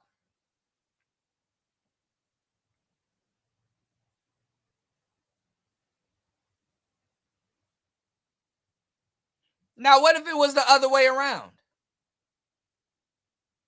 He likes strippers. He likes to do certain things when he is traveling. He got a girlfriend in every state. And here comes you in the mix.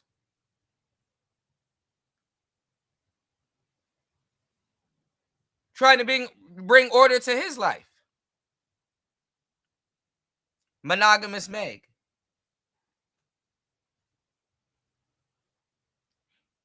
And he's like, you should be on this, the whole shit and some more shit. I expect Magic City.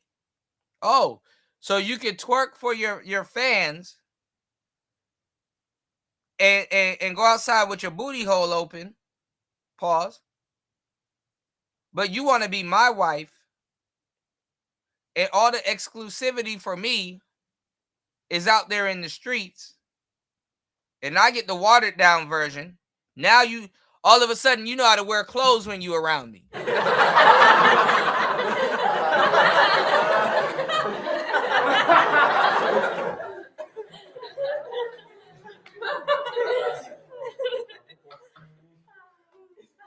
All of a sudden, I don't get that version of you.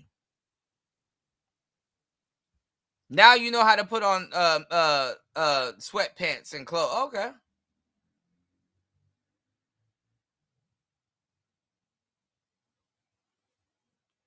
Hey, the proof's in the pudding, man. Putting y'all up on some game. But let's go. And a lot of access to things that we lowered the standard for what they should be capable of as a person. But I think that's the part in general that drives women crazy to some degree, because that standard isn't just a standard for men with means. There is this general conditioning in society that says that men just can't help but cheat. They just trip. And they got to keep this up. When in reality, fellas, actually, women cheat more than men. If women cheat as much, if not more than men.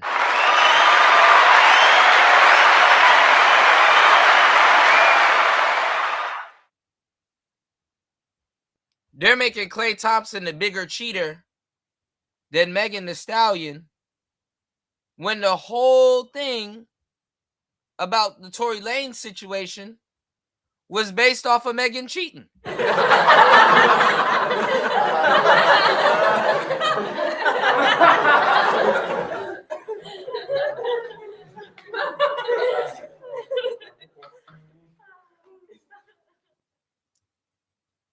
How can you openly be this disingenuous? Now, one bitch said, hey, you know, it might be karma. Yeah, she like taking women's men. Might be a little bit of karma coming back to her. These people never hear themselves, but in media.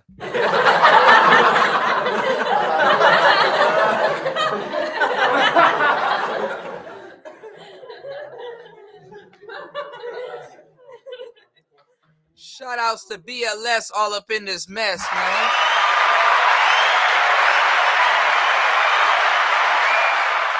What's going on, brother love? Spawn said her best route is to do what Nikki did and level up a street dude. Yeah. Yeah, go back to Texas, go find you a real nigga, man. Throw some D's on it. Fall into it.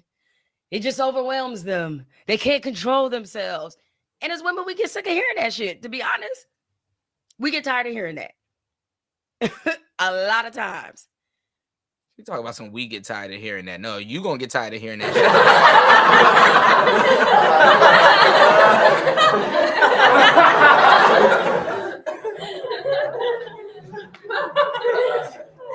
A lot of things you done heard. It's men out there making $25,000 a year, cheating their ass off right now. And I, as somebody who was cheated on before, long time ago. Oh, you probably getting cheated on right now.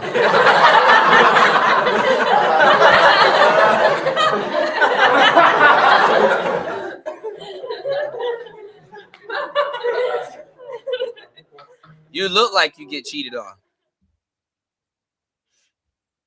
As a matter of fact, some women look dumb as hell and are dumb as hell to expect monogamy.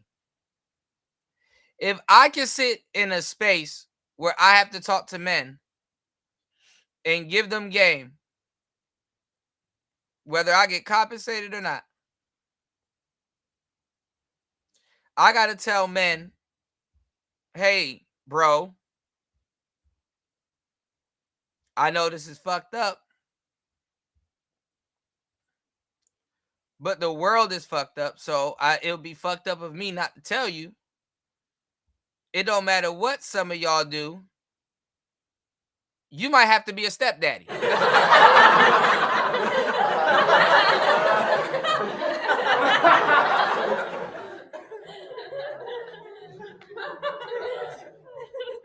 Bust all in there. What's the matter, Daddy? Somebody gonna have to be a stepdaddy. I know you don't want to hear it, but it's a part of life. All these niggas running around here, I ain't gonna be a stepdaddy. Well, you must not know how life works, because somebody gonna have to do it. I'm not telling you to do it, but whether my hand is in it or not, that's not gonna stop you from doing it.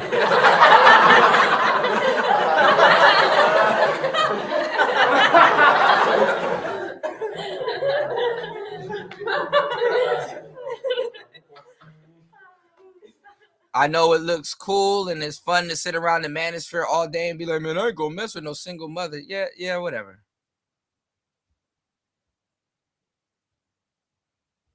Somebody gonna have to be the stepdad. Fucked up as it may sound, that's the better position for some guys. Their personalities wrapped around it. Some guys don't mind. They wasn't trying to be players anyway. Not everybody trying to be a damn player. And just because you date a single mother doesn't mean you losing. You can be losing, but that doesn't mean you are losing.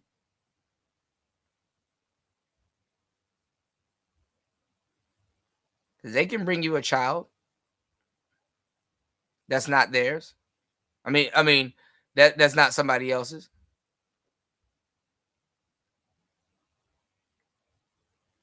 But what I'm saying is this. Ladies, you got to be real with yourself. Some of y'all are going to get cheated on. Like,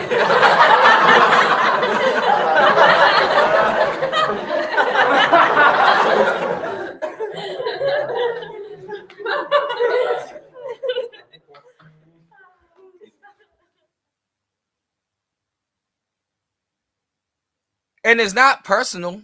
It's just reality.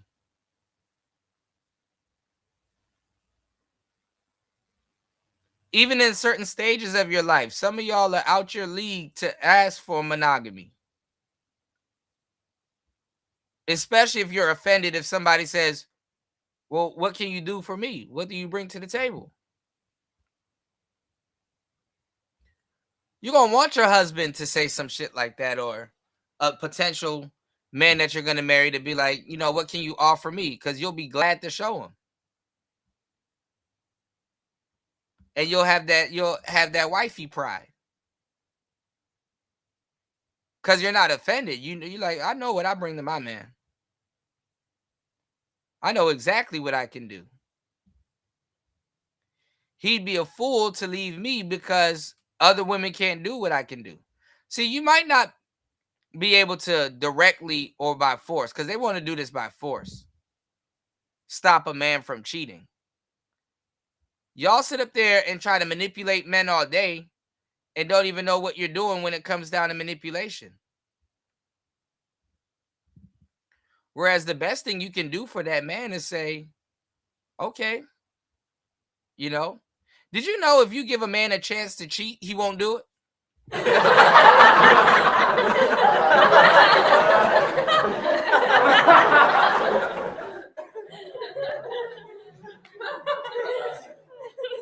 That nigga will hesitate. He'd be hezzy. He gonna be like, well, that mean you could. He not even gonna believe you.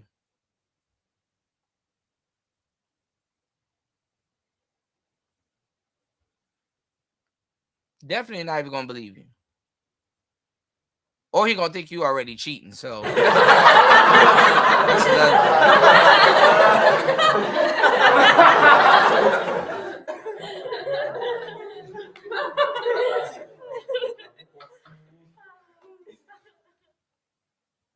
But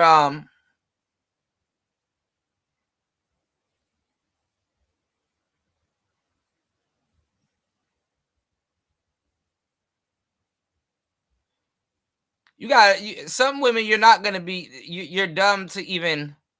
You don't even bring enough to the table for a man to be faithful. The best thing you could do, quote unquote, manipulative wise, and I'm giving you some fire game. Support the show. Hit the Cash App, hit the PayPal. This is some real shit. This will save you in the long run. You got to be so much of a good woman. In his head, he's like, nah, I can't do this. It'll feel bad to him. It'll feel fucked up to him. It'll feel wrong to him. Nah, I can't do this. Such and such will kill me. Nah, actually, you know, he'll be tempted, but he'll be like, nah, actually, I'm good. I got something good at home. Because believe it or not, when a man is trying to decide, damn, you know, should I do this or not? You know, he got to convince himself. You know, if he, you know, a nigga halfway through contemplating if he wants to cheat or not, this nigga turned into Jacquees.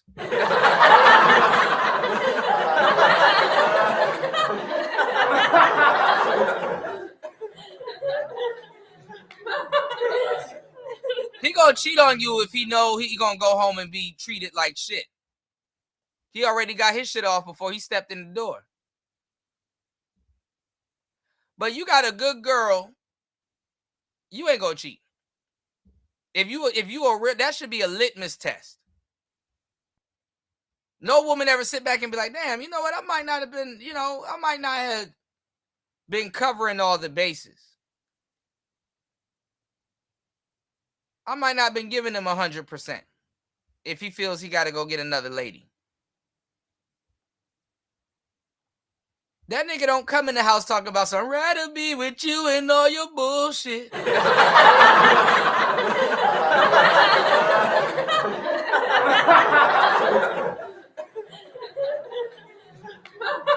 Rather be with you and all your bullshit. Hey man, y'all support the show. Damn, ain't nobody giving it to y'all like this, man. It's called sheer talent. It's called sheer talent. Shout outs to BLS all up in this mess. He said, just saw a story. A simp married a chick with 6 kids and adopted them and had 2 more with her. Now she wants child support for God damn. Good God.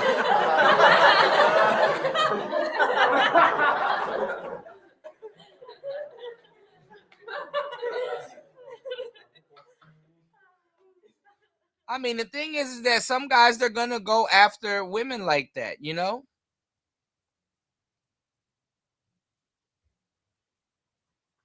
It sorts them out. Now, I didn't say they're gonna get treated the best, you know, but some of these niggas rather be with her and all her bullshit. Good, bad, right, or wrong.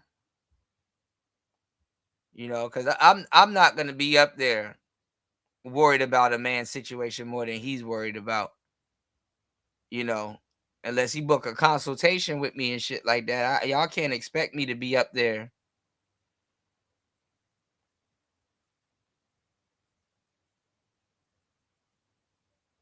Some dudes, they like that treatment. You know?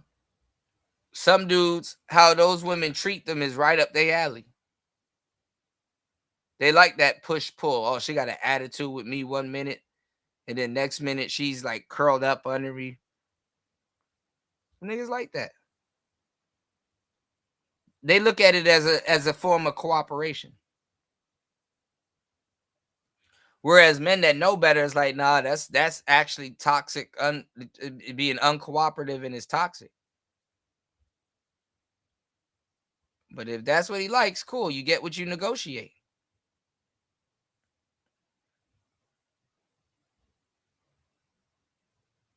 Because they'll bite your hand if you try to help them, even as a friend.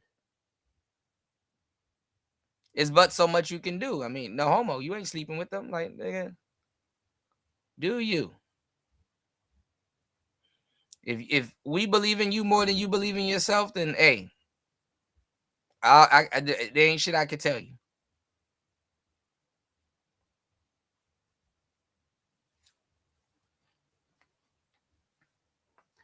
Hate to say it, but some guys, they got to get to that point before they realize the type of mistake they made.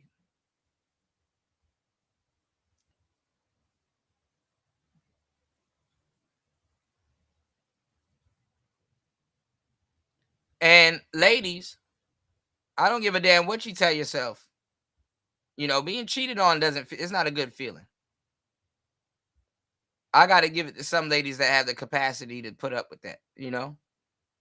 But y'all get lied to so much in y'all lifetime. And y'all do more of the lying to yourself than anybody else. There's a particular type, right? Especially when it's measured to what you want, right? There's an appraisal method. If you're not the type of woman to get cheated on, you wouldn't get cheated on.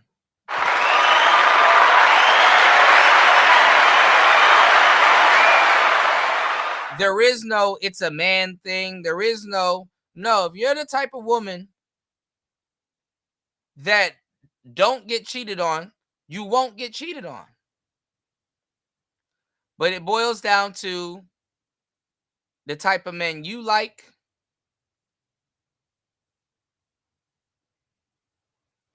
what they finna do, versus how you act and behave. You got women out here that are cheaters. And when a man cheats on them, they actually agree. Because if they had to put up with themselves, they cheat on themselves.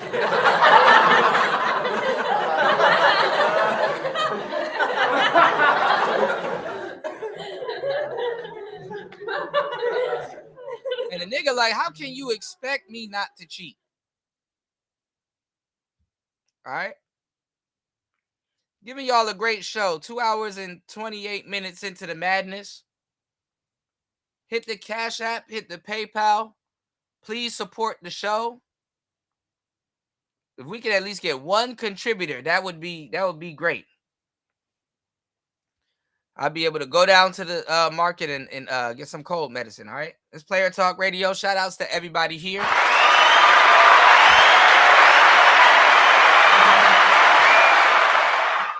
Hit the Cash App, hit the PayPal, Player Talk Radio. QR codes are on the screen. Don't ignore them. It's Player Talk. Let's get it. I can tell you that man wasn't cracking 40 grand. It happens to the best of us. Crack of 40 grand. He bought her a Bentley. So what are you talking about? My point being is that generally, if you hear so many women that are being triggered in this conversation, it is because we have all been through some version of this story. And trust me, it wasn't by somebody who had 4 NBA titles and who also made about $300 million in their career. But that says more about you then. So believe me. And mostly I think there is because there's this lowered standard that men and see, when they come out and they admit this, the fucked up part is that they're admitting that the guy that they're with might not be getting a prize. And I talked about this in my Megan Thee Stallion, Klay Thompson video. Just be careful what you say openly, because that means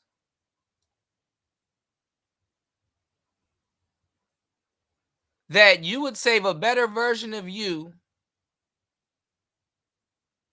for a nigga that got way less.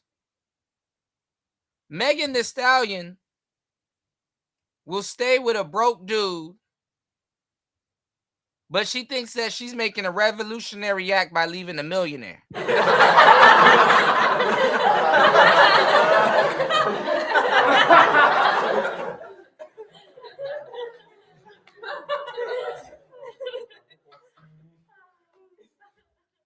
And I know women, I'm going to tell you the truth. I'm going to tell you why this happens.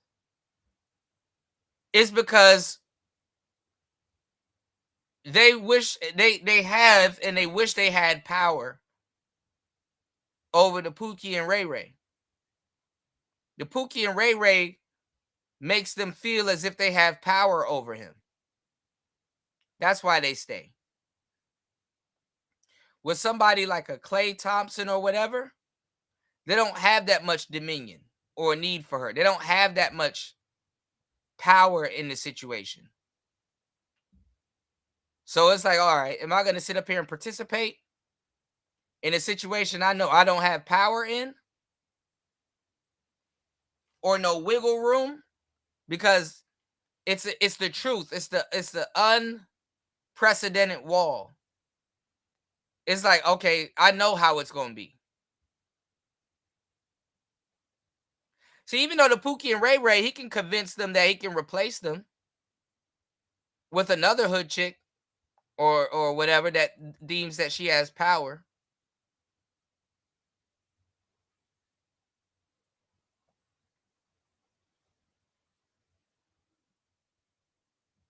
But that's why they stay. In a situation like this, a Meg Thee Stallion will undoubtedly be hit with the harsh reality that she doesn't have the power that she thinks she has. And women like her, they love power. They thrive off of it. She doesn't want to feel weak. She's not a symbol of being weak. That's why marriage and monogamy and stuff and being in a situation where you probably don't have any power, it doesn't sit well for her. It's not good for her career. It's not good for her image. Anyway, man, the level of game I'm breaking down tonight, I don't think y'all hearing it. All right? So we're going to let this play. We're going to cut tonight's show short. Let's get it. Able to get by I on. want to open up the panel and everything, but let's go. Let's see what Jamil Hill has to say. And is a part of the, I know y'all love this word, it's a part of the patriarchy. It is what it is. I don't even know what patriarchy is. So yeah. All right. I see you, Eric Purnell. You have written an essay. The average person reading that, the average person using that word doesn't even have a concept in their life of what patriarchy is. I will try to read here. But Jamel, you're a 2 and married. Megan didn't leave nobody. If he was already cheating, she had a choice to leave or stay with her. Okay, you're explaining, deflecting, stuttering about nothing is classic. Sometimes you'll be the side chick thinking you're the main chick because he spends more time with you. Well, did nobody ask you to be here, Eric? It's a voluntary experience. Matter of fact, I can make it really easy for you. You can be ejected right from this conversation. See? So you get around them and you tell them the truth and look.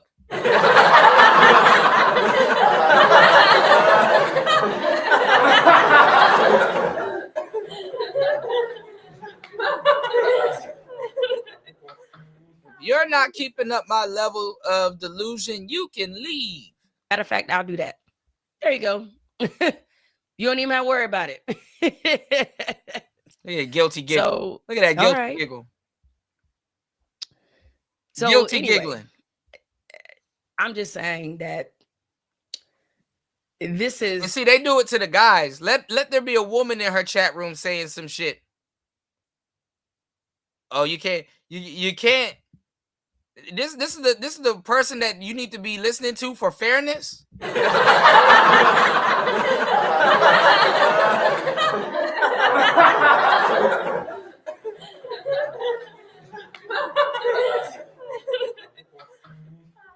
Can't openly call out and kick out the girlies, right? This conversation has taken on a life of its own. Also, and that's the crazy part. Women that are male identified, because she's in sports. So there is going to be a bunch of simps caping for her and whatever she's saying. and going against their manhood and men.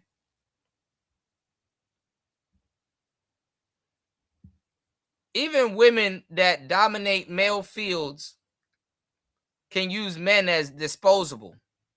Talk greasy to them and not care about, oh, well, how are my male audience going to look at me? Well, let's go. I need you all to be careful out there about circulating these fake quotes. I saw a lot of I've seen a lot of people resharing something where Clay said to maintain Megan, it cost $700,000. Y'all know that man didn't say that, right? He didn't say it. It was a fake quote that came from probably somebody who wrote it in Egypt somewhere, and it's been circulating everywhere and been taken as gospel. Because now that people see these bot farms, when they see that there is engagement around a topic, what it is that there is none of the shit she's talking about. What it is, it was a joke. It was a joke because he spent a bunch of money on her. They're highlighting his simping. It was a joke. He ate fake news, literally, and people just to get people to arguing and going back and forth all day. So you got to stop falling. Got to stop falling for these. And so, I, in general, I just wonder why there seems to be a problem with women who show agency. Like Lori Harvey, for example. Lori Harvey's in her 20s. They still criticizing this girl because she didn't stay with Michael B. Jordan. She's in her 20s. They have an age difference. He might be ready to settle down, and maybe she isn't. All right. Now talk about Future.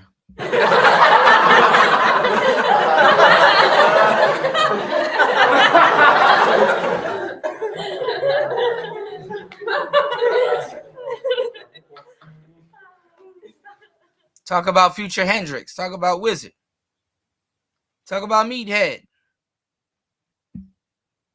They like throwing Michael B. Jordan under the bus. They'll throw Future under the bus. See? Or get married, as in that kind of settle down. Or maybe it just didn't work. She is in her 20s. She's supposed to date. So, like, these whole body count conversations are annoying and stupid. It's just utterly ridiculous. And it's fake news to justify his bad behavior. Exactly. Because now that they see that women are responding, really riding for Meg out here, they then create something fake that Clay says so that the fellows will chime in and come to everybody's arguing. So, yeah. And she acting like she not doing the same by fueling the gender war. That's how slick people are.